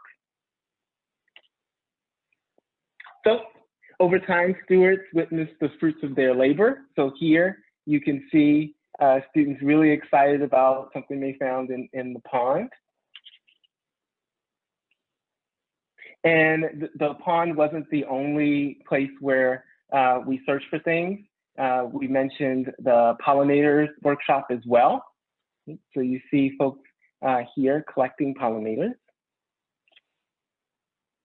And I want to turn it over to Noor to talk about the things that we did related to restoration of ourselves, of our well-being, of our mental health. Noor, would you like to share a bit? Yes. Hello, my name is Nordine Abdurrahman. I'm the environmental education coordinator at ACO, and I just want to give a big shout out to the to all the partners that I've been working with. You know, they've been really helpful, and you know, they helped me navigate through these workshops. Big shout out to Joanne, you know, for organizing these workshops. So in the summer, ACO participated in workshops with the Leach Botanical Garden, the Blueprint Foundation, Johnson Creek Watershed, the Wisdom of the Elders, David Douglas, and Lentz. As you can see here, ACO participated in in learning about stress techniques. So over here we did some activities on breathing and just focusing on yourself. A lot of the students that I work with, they're in they don't know how to deal with stress. So we did the ID tree touch game where students are blindfolded and they're led by another student to go find a tree. So this helps students, in trusting one another. And another activity we did, we wanted to inspire the community to live a lifestyle that is respectful to our surroundings. We also wanted to encourage the students to live in harmony with the earth by taking action to protect it. So all these activities that you see on they're on screen, if you can. So over there's me holding a I forgot the plant name. I'm not sure what the plant name is called, but we learned how to net these. Can you say that again? What was it again, Duran?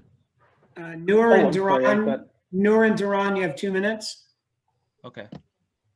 So so we did these workshops with the Wisdom of the Elders, and it really benefited the ambassadors that I was working with over the summer to help the students later on and next year to participate in these workshops. So if you look at these other slides,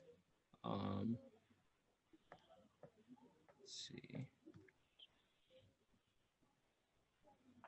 So we did another workshop. Where is it? Ron, can you yeah, right. Go back? Yeah, this one. This one, okay. I think, yeah, this one, yeah.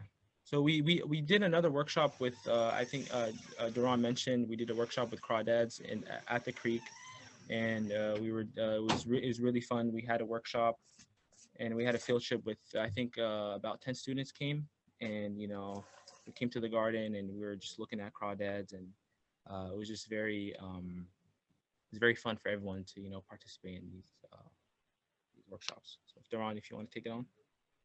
Sure.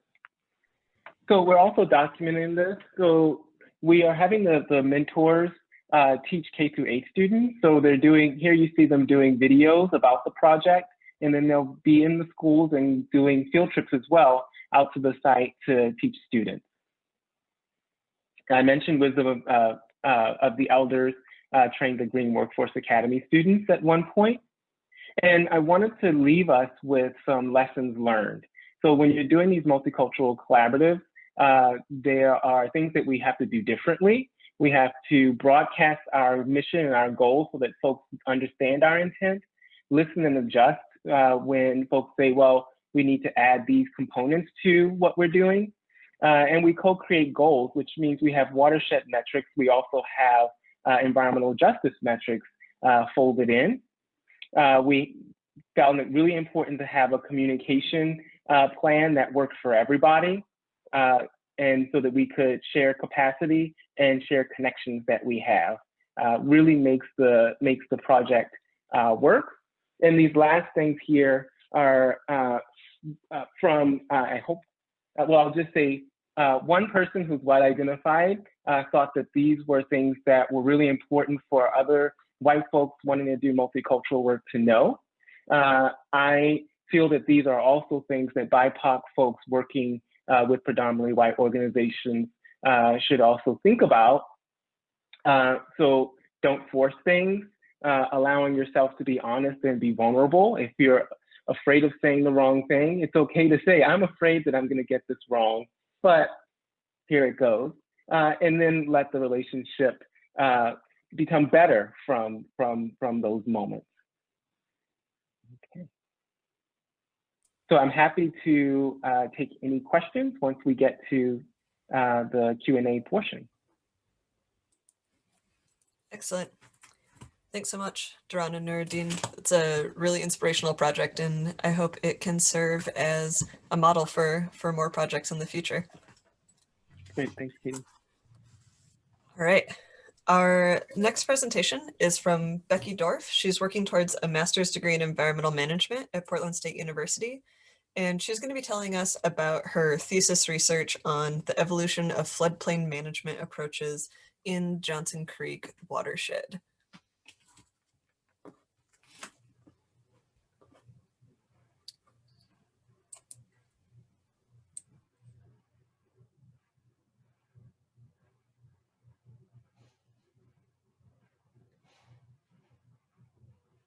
Okay, I think you're still on mute, Becky. Thank you. There you go.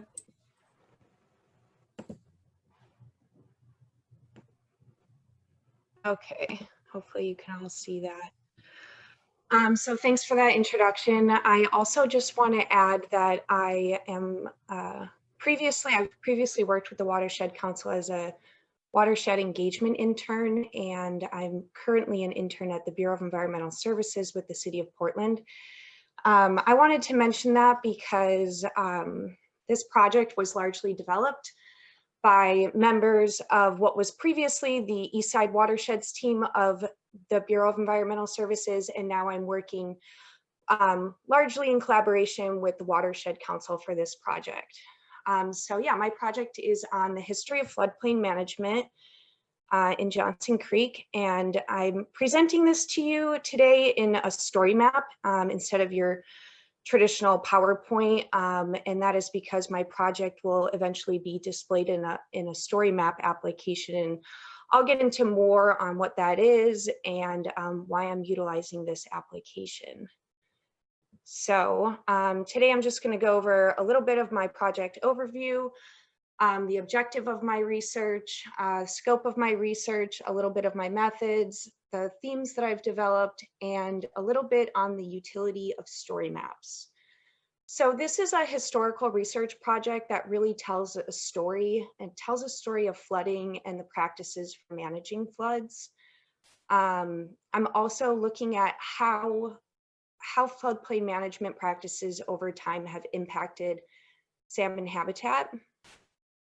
And the goal or the objective of this is really to provide an education tool for the public to communicate the relative benefits and challenges of floodplain management in Johnson Creek.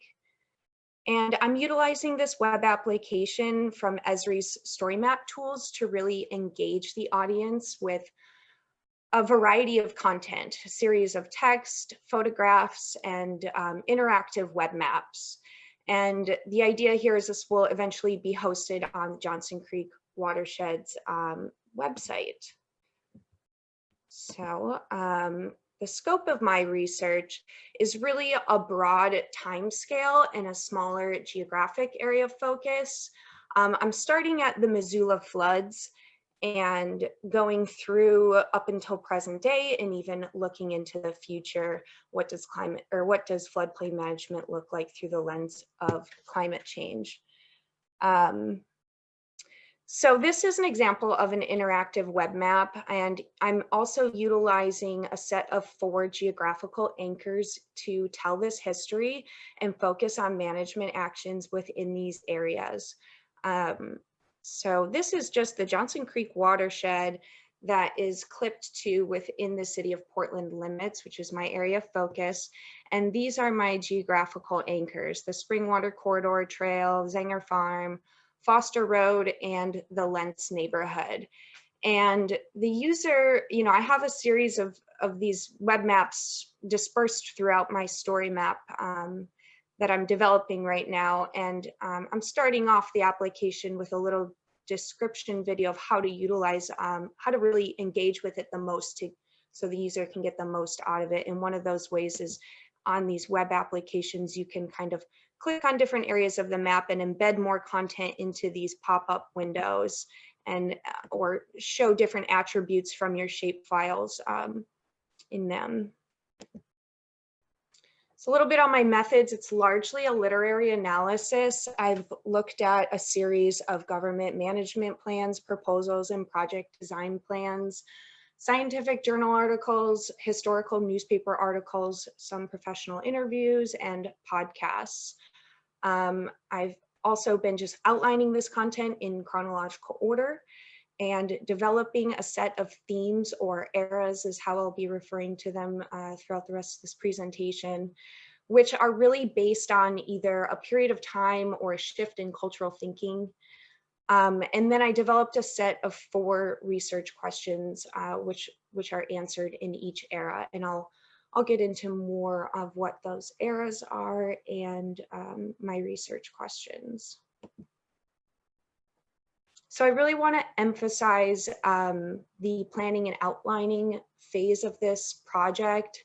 And I sort of learned this the hard way. I just wanted to kind of jump right in the story map and figure out how to make it the best I could. But you really want to develop your story first. And after the Watershed Council had agreed to hosting this on their website, I sat down with Courtney and Tiffany, who really engage with their volunteers and their outreach events the most. I had a discussion with them about who the target audience would likely be for this. And we sort of decided that it would most likely be students and other researchers. So that really sets the tone for the vocabulary, the level of detail that really goes into this, and just the overall tone of the story itself.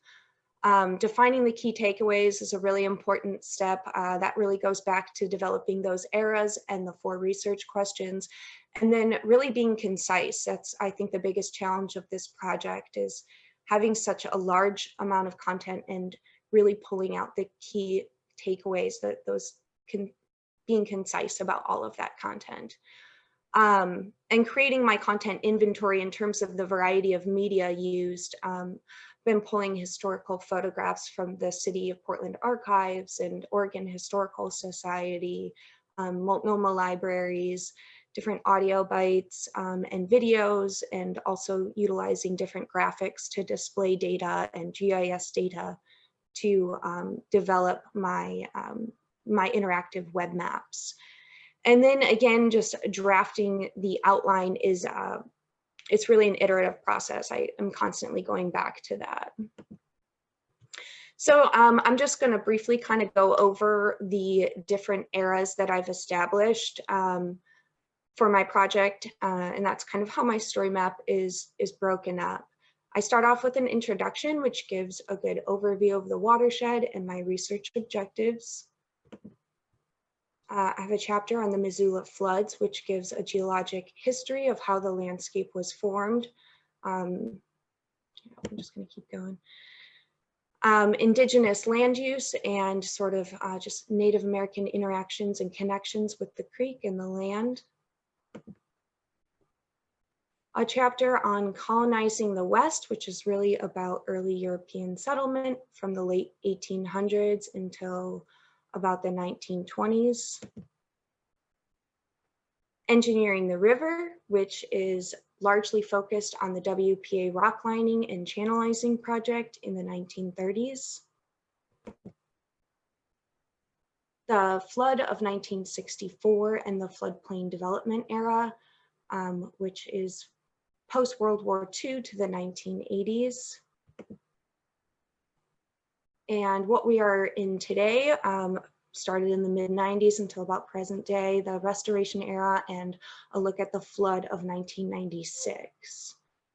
And then ending with a summary and looking into the future. And this really provides just kind of a cohesive summary of those evolution of changes and what does floodplain management look like through the lens of climate change.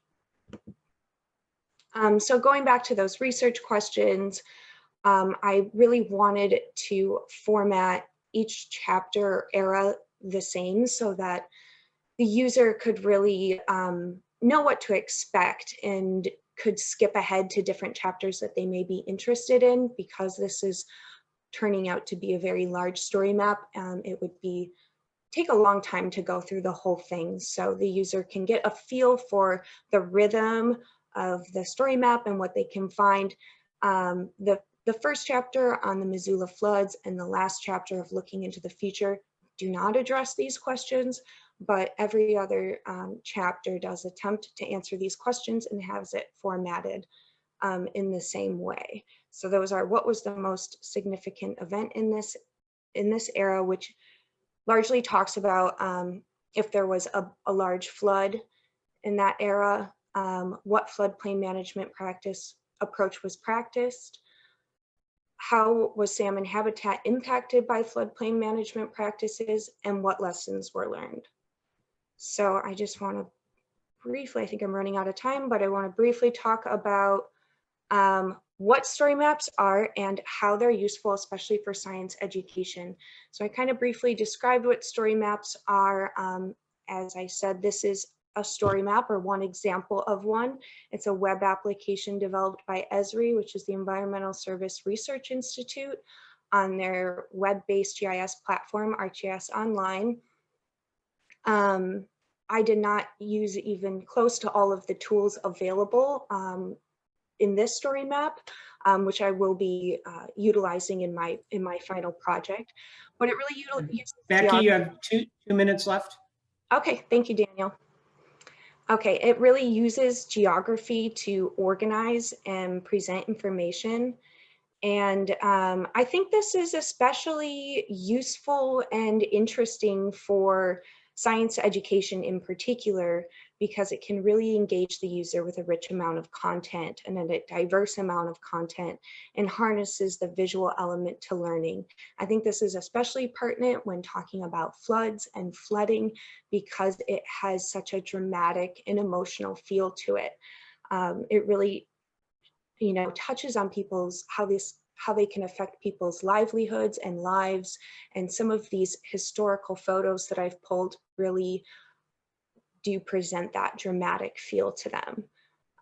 They are also really easy to create and don't require any prior knowledge of computer programming.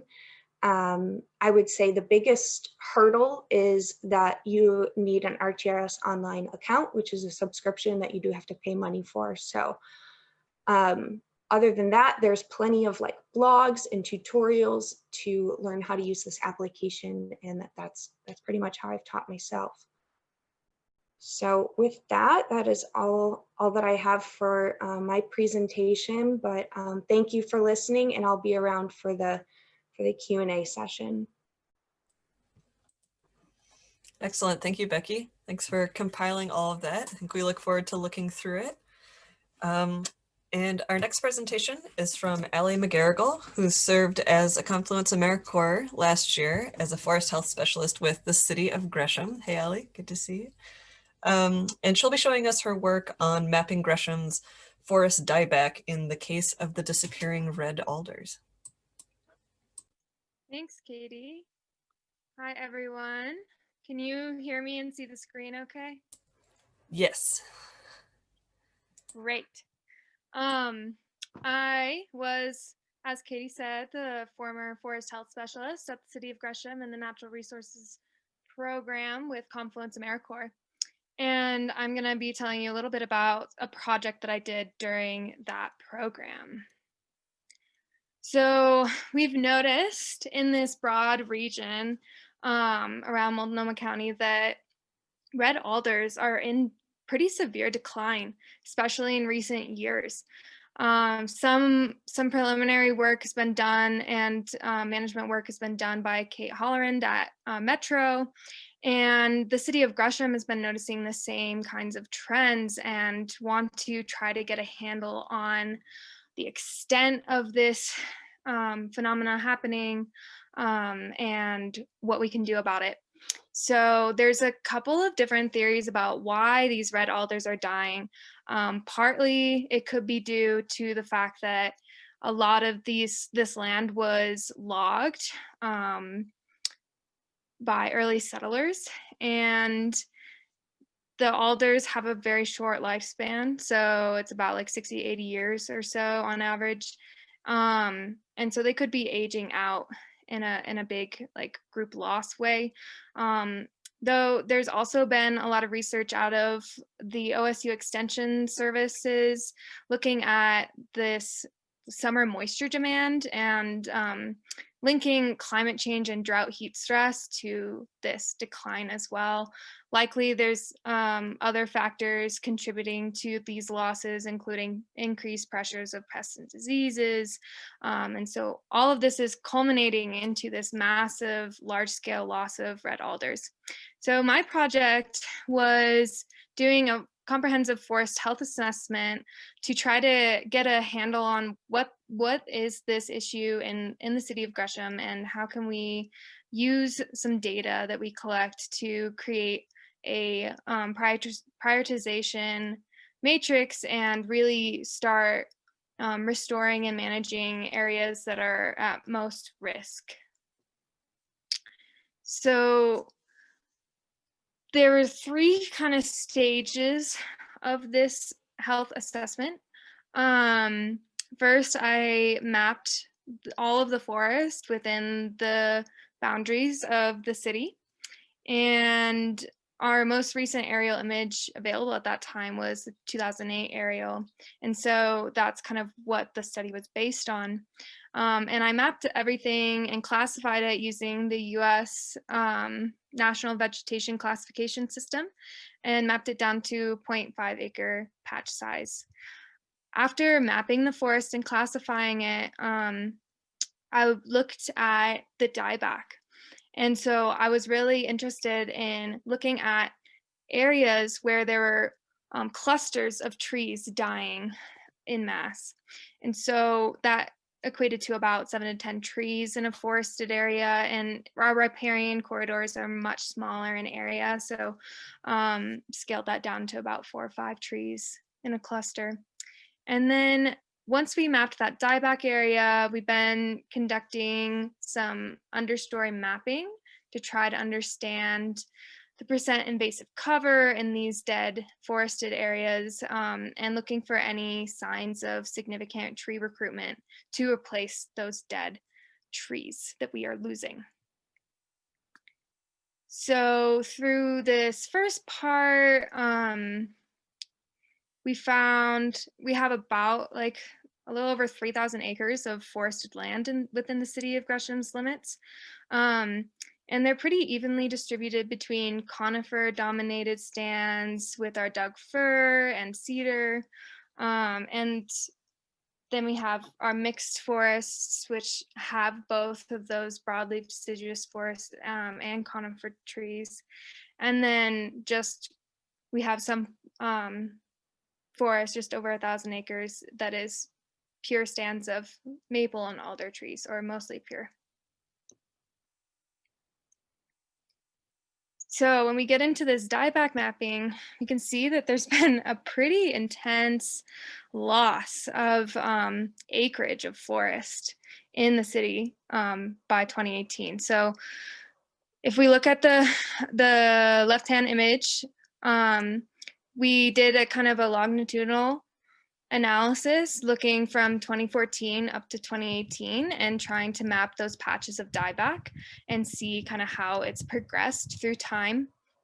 And you can see there was only like 1.5 acres of dead alders, mostly concentrated over on that left-hand side over there. And there were about, a little over 50 patches, almost 60 patches. And when we look at 2018 on the right side, you see that there's currently 180 acres of dead forest. Most, like probably 99% of it is from red alders dying.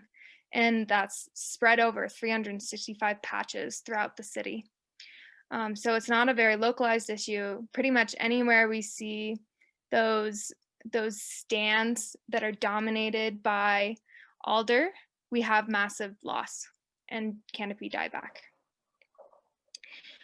Another part of this that we did was look at this alder dieback progression in certain sites in the city through time. So the image at the back of this snapshot is the 2018 aerial image, and all of these kind of white looking spots on it are dead trees, and the green is either blackberry or canopy trees. And so we went all the way back to 2006, well before we've seen or noted significant dieback, and tried to map it over time. So the red dots that you see as they appear are the dead trees mapped from that specific year's aerial. So in 2006, we just had 2 trees that we saw dead. Oh, and then in 2007, we have a few more. 2008, a few more scattered around. 2009 starts picking up a little bit. 2010, there's some more trees dead. Continuing into 2011, 2012, we start seeing this pick up more and distributed throughout this forest area. 2013 wasn't a terrible year. In 2014, we see a big pickup in the number of dead trees observed in the aerial. And this just continues to grow through 2016. 2017 was terrible. 2018 even worse. And we compared this method of mapping individual trees to mapping the clusters of trees that I did from the aerial images. And you can see the big clusters of trees generally map pretty well onto where the most density of individual tree loss is occurring. When we did this in 2 different sites, one at Jenny Butte and one at the Saddle Trail. The Jenny Butte site was the site that had, way on the left side of Gresham's map, that had some die-off pretty early on. And Allie, you have 2 minutes. Thank you. As you can see, once we hit about 2015, 2016, we get this really intense acceleration of dieback going on.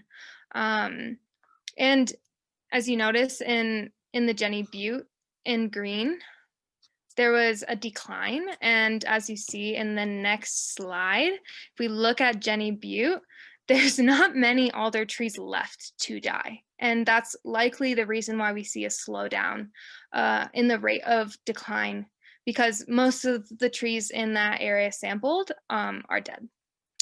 And so the big question is, why is this a problem? And a big problem is that Rubus armeniacus, Himalayan blackberry, will come into these sites and has been observed coming into these sites in our field assessments, and has potential of interrupting natural forest succession. While they're standing, there's also an increased risk of fire. Once they fall, those dead trees fall, then that is minimized. And there's also some concern that it will decrease slope stability, potentially putting at risk some vulnerable infrastructure from the city or people's health and safety. So the next steps of this project is the city is currently working on mapping all of that invasive cover in the understory and native tree recruitment to try to create a prioritization matrix of saying which areas of the forest can we prioritize to restore first, since it's a really, really expansive problem. And our hope is that by doing some of this restoration and planting a diverse tree canopy, we can promote a more resilient forest that will be able to face the impending climate change that is coming.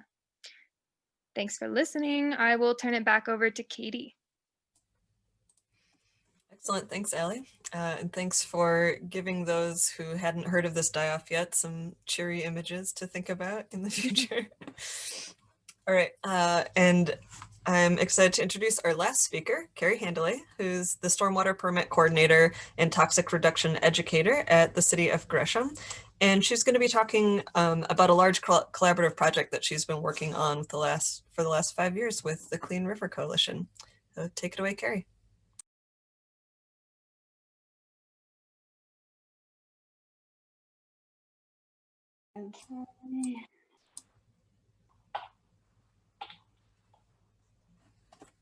Hello. Get back to.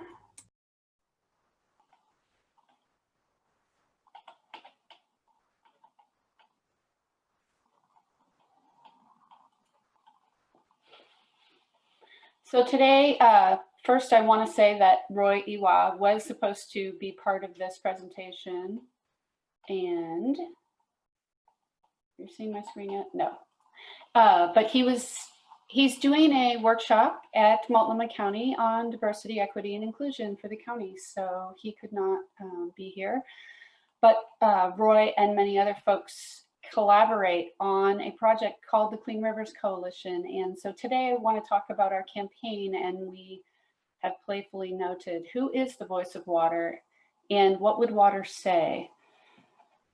But before I talk about that, I want to acknowledge those who have come before us and the importance of the traditional Native American people role in stewarding Oregon's land, the original 42 estimated tribes that lived in 1840, approximated by this map, now down to only 9 federally recognized tribes in Oregon. And so I just want to acknowledge that the Clean Rivers Coalition is committed to developing relationships with and working to amplify the voices of Indigenous people in Oregon, and especially in their work to restore Oregon streams and to bring back the resiliency of native salmon. So we have steering committee members that are from the Hood River watershed all the way down to the Rogue River Valley. And we have participants including watershed councils and soil and water conservation districts and other nonprofits such as Oregon Environmental Council, who have been part of this conversation since we started about 5 years ago. And when we started talking about the goal of wanting to be the voice of water in Oregon. And as we wrote our first Meyer Memorial Trust grant to help boost our funding, we said, you know, if we leverage our funds, we'll be able to amplify the voice of water and create an Oregon culture that's even stronger than it already is to protect and preserve our natural resources. And so goal number 2 is to connect people to their rivers. And we believe that by connecting people to the waterways in Oregon, they will protect what they love. And in a statewide survey that we conducted with Meyer Memorial funds, 74% of people said they're somewhat or very connected to their rivers. Goal number 3 is to connect their behavior to their river so that they learn how their actions have an impact and they can make informed choices to deliberately try to protect our rivers. Goal number 5 is to move from awareness to behavior change. And this is where the hard science work that we do with water quality sampling meets social science. And so I've studied social science in my graduate degree, and we are working to really think about how we craft our programs in order to help people make deliberate choices. And then goal number 6 is to have ultimately fewer toxics in our rivers. And in order to do that, we convened a statewide forum of scientists. And a few years ago, myself and my colleague, Alex Danielson, who at the time was pursuing her master's degree at PSU, embarked on developing a structured database, because we said, what would it look like if we could make a list of all the toxics that were in Oregon's waters? And we took lists from DEQ, EPA, and OHA priority chemicals as our primary threats to Oregon water. And we reviewed, we collected over 100 scientific peer-reviewed papers, and we reviewed them for data on impacts to fish, humans, and wildlife, insects primarily. We were looking at preserving our pollinators. And we created a database that has categories for consumer products, metals, and pesticides. But for purposes of brevity today, I'm going to talk about what we're ending up focusing on, which is pesticides. In the database, we collected data from national and international reputable sources on the impacts of the different chemicals, products, and pesticides. And we looked at TEDx.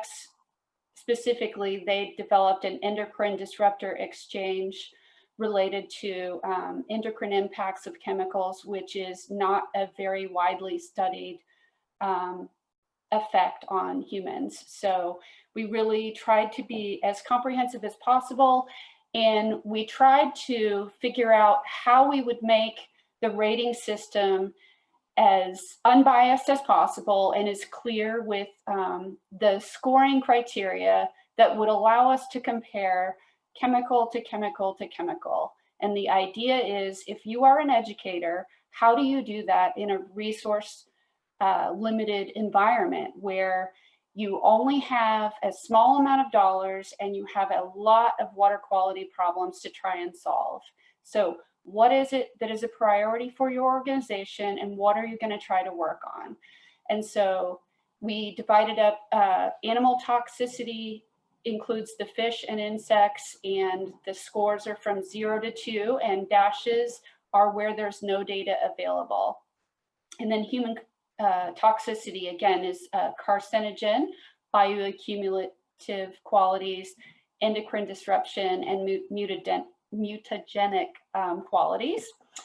And we also had KOC values and solubility values to evaluate surface water risk, and those go from 0 to 2 as well, from 0 being not mobile or soluble at all, and then 2 is very mobile and very soluble.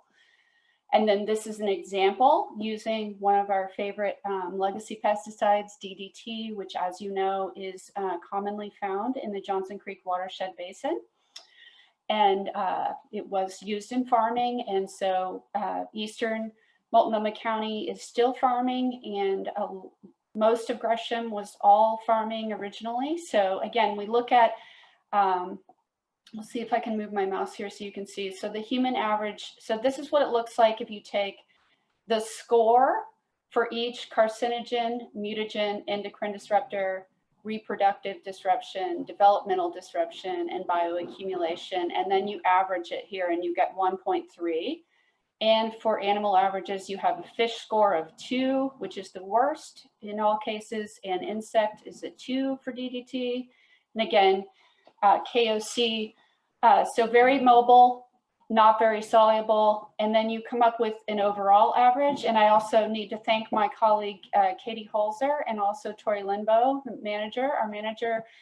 They assisted on the review of how to score and calculate this, and Katie helped us come up with a normalized score so that we did not have values that would be hard to process by human brain. And then we also added in the database the Oregon water quality samples that have been taken primarily by the Pesticide Stewardship Partnership around Oregon. And so you can see the general areas in this little graphic around Oregon. So there were approximately 700 different samples taken overall over time, and DEQ continues to do that project. And we also took information from Kirk Carpenter, USGS surveys in Clackamas Basin. And so we also have one here for pesticides in the surface waters of Hood River Basin. And so when we're thinking about pesticide impacts to insects or fish, we're thinking about how toxic are they, how widely used are they, and are they actually detectable? And then lastly, how do they compare to the aquatic life benchmarks? And so it's important for everyone who's not entirely familiar with pesticide work or water quality sampling work to realize that not every compound has an aquatic life benchmark set. So here's an example that was taken from the Pesticide Stewardship Partnership, where here you see the insecticide bifenthrin. Here you see its detection rates exceeding the aquatic life benchmark.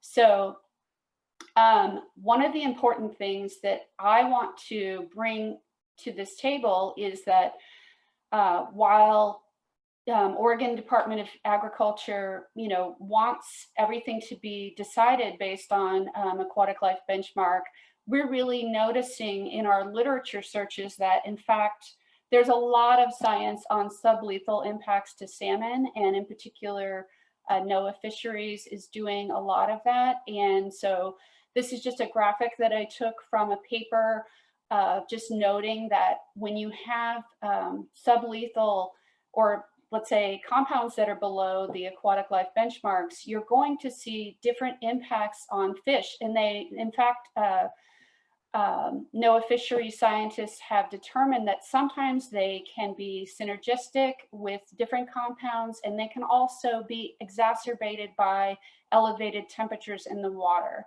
So they can cause different types of heart problems and stresses, growth and nutrition, and metabolism rates. And all of these can affect how well the fish survive in the stream and then later when they get out into the ocean.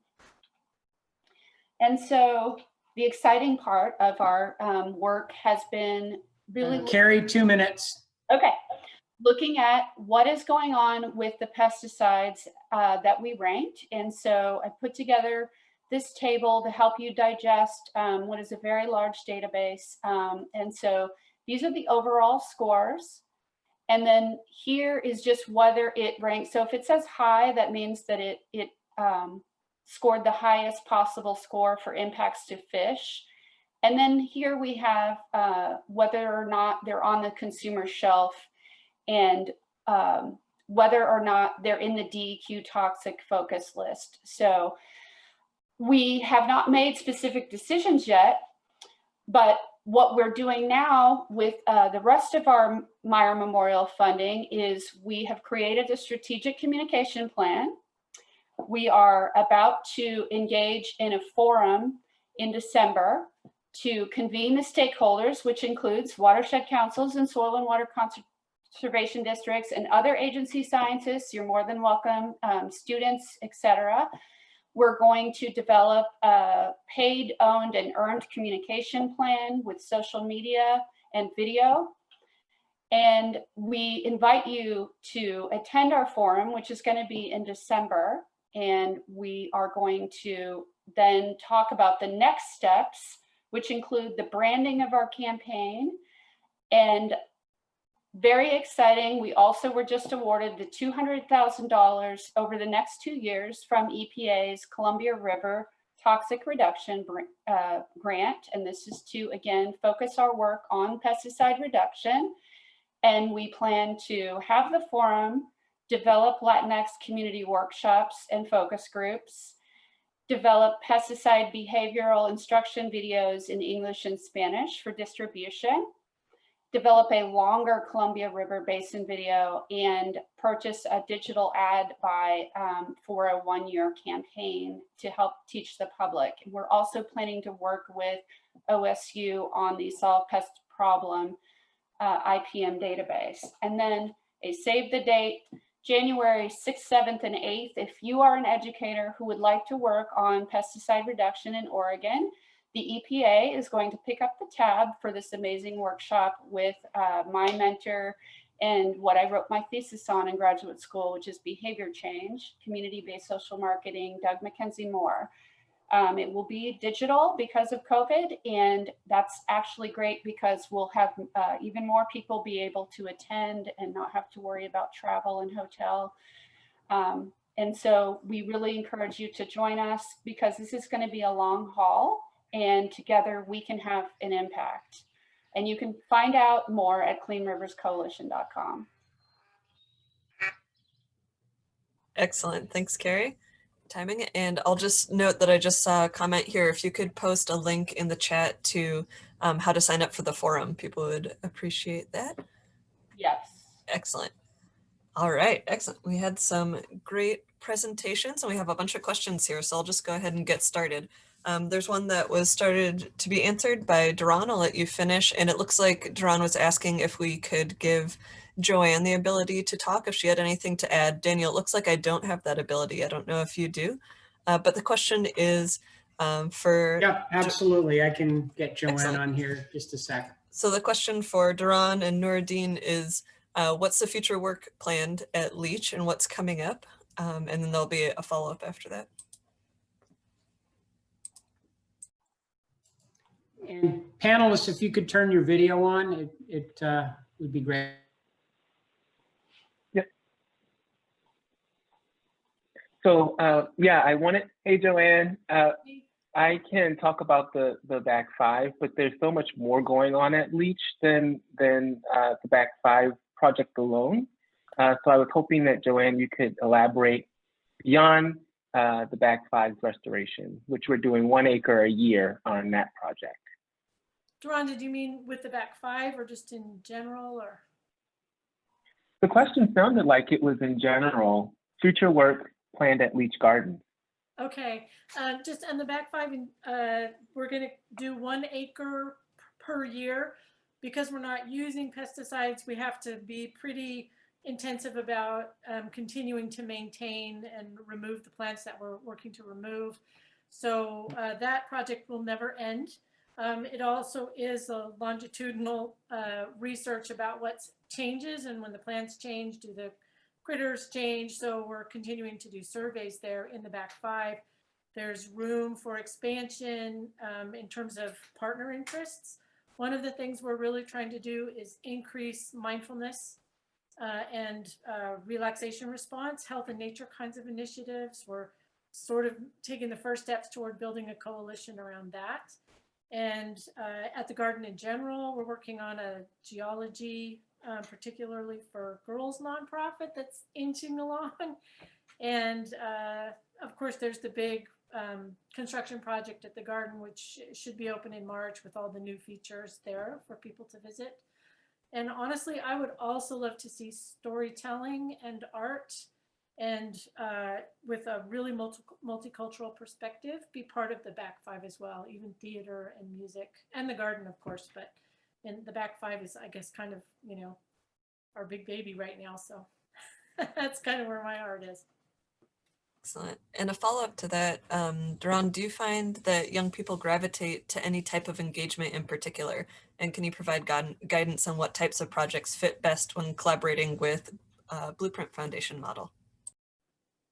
Yeah, and so I mentioned that we use the WISE model for development. So WISE is witness nature, investigate nature, solve community issues related to the environment, and then educate community members about what the students learned. So that's our basic model for what we do with high school youth. And we find that projects that are closest to their neighborhood, projects that have visual impacts, so planting trees, installing green infrastructure. For example, we just installed a bioswale out at Howe Barn with Metro out at Sylvie Island. And so it's great to be able to say, okay, we're going to talk about stormwater management. When we mention bioswale, that's what you just did. Right? You just built one here. So all the mechanics that went into that is what we're talking about when we talk about stormwater mitigation in the future. And so those sorts of things really have a big impact for students because they can walk by them, you know, on their way home, for example, with the trees in North Portland and say, you know, I planted that and watch it grow. And yeah, so that's sort of the impact we're hoping that we have on them, is that they look around and think about how they're impacting the environment as they go about their days.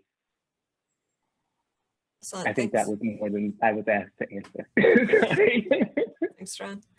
All right, a couple of questions for Becky. The first is a quick one. Just does the reader or viewer of a story map also have to have a subscription to the Esri online account? And then after you answer that, how did the ESA or Endangered Species Act affect floodplain management and restoration in Johnson Creek? You don't need an account to view the story map, as long as the creator of the story map makes it available to the public, which is just a setting, and you make all of your layers available to the public. It should be completely accessible to anybody, which is the intention of this one. It will be embedded on the Watershed Council's website. And then how the ESA affected floodplain management. Great question. I would say it really inspired like a more watershed approach to floodplain management and multi-benefit approach, by instead of just looking at like flood storage or flood management.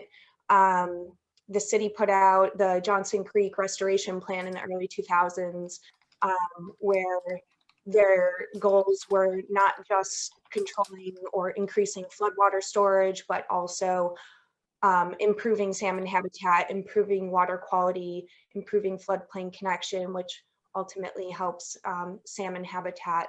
So I think that it created a shift to take a more all-encompassing approach to managing for floodplains. Excellent, thanks, Becky. All right, we have a couple categories of types of questions for Allie. The first is about sort of the methods used to assess the dieback. So was it, you know, automated, by hand, field truthed? How did that all work? Could it easily be done with new images? Yeah, great question. So the method I was using is all based on like visual assessment and hand drawing polygons on like shapes on ArcGIS to kind of denote where those locations were. So it was all done by hand.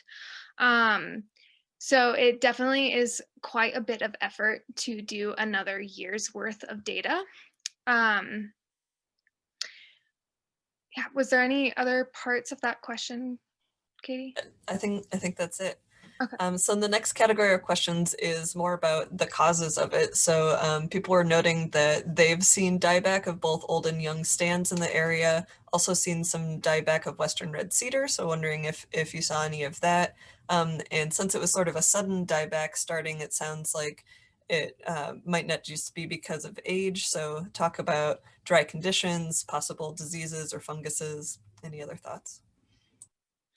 Cool. Yeah, so a lot of my understanding, I'm not like a forester myself, so my understanding comes largely from some work done by OSU Extension Service. And they looked at this concept called vapor pressure deficit, which basically is it's like water stress for the trees during the summer. And they've seen that there's been a like significant increase in that kind of like drought stress because of increased heat days in the summer that is correlated to that decline, that like increase in rate of decline of the red alders. So that's a pretty likely explanation, though I think a lot more research would have to be done in order to make any sort of conclusive connections between those two things. But it is likely due to the increased drought and heat stress during the summer in Portland. So the other question was about cedar, and we haven't seen in the city of Gresham the same kinds of like flagging, which indicate drought stress in red cedar or significant declines. But we have heard that in other regions around Oregon that has been a significant issue. We just haven't observed significant declines in the red cedar in Gresham yet. So we And have about 2 minutes. how many, 2 Daniel? minutes. 2 minutes. Okay. So then I have a question for, now I lost it. So for Carrie, regarding toxic sources to Oregon and Johnson Creek waters, have you documented legacy landfill sites adjacent to streams and rivers that were basically dumps established before modern DEQ landfill constraints? DEQ does have a database of landfills, but we have not looked at that as part of this project. And I don't know if DEQ has looked at any correlation between where they've sampled and landfill location, but that's a question I can ask them. I will say at the Johnson Creek Interjurisdictional Committee, we've been talking with DEQ about the landfills, and they're aware of the ones that are next to the stream, including right in the middle of Gresham at Main City Park. And basically they aren't assessed as being high enough of a priority of all of the landfills that they have to have actions taken right now. So they're on the radar and they're not good, but they're not as bad as some. So not a lot's being done at the moment. And then just the last couple questions for Allie. There's a question of if there were any soil or air tests taken since the die-offs seem to be clustered. We have not done any of those kind of larger probings into really the causes of this decline. The main question that I was trying to answer is like, what is the extent to this decline? And is it in areas that is vulnerable to threatening city infrastructure or public health and safety? And what kinds of restoration will be needed to address that decline? But I think there needs to be a lot more research into what is really causing this decline, and why it's clustered and where it's happening. So I'll leave it at that. So then the last question is a follow-up to that. Since alders are naturally an early successional species and more shade-tolerant species would move in, should future silvicultural practices take advantage of this natural succession dynamic in areas where the alder mortality is significant? Definitely, I think that's a great idea. The main challenges that I predict we're going to face with that is that there'll have to be a lot of blackberry removal in order for that to be successful, because the blackberry has invaded those dead canopy areas because of the increased amount of light availability in the forest floor, and has been really quick to colonize those areas. And so in order to have that successful, there'll have to be some significant like remediation of Himalayan blackberry. Excellent. Thank you all panelists very much. Daniel, do you have any parting words? Yes, thank you everybody for joining us today. The 6th annual Johnson Creek Science Symposium. We look forward to having you back next October at the 7th annual Johnson Creek Science Symposium.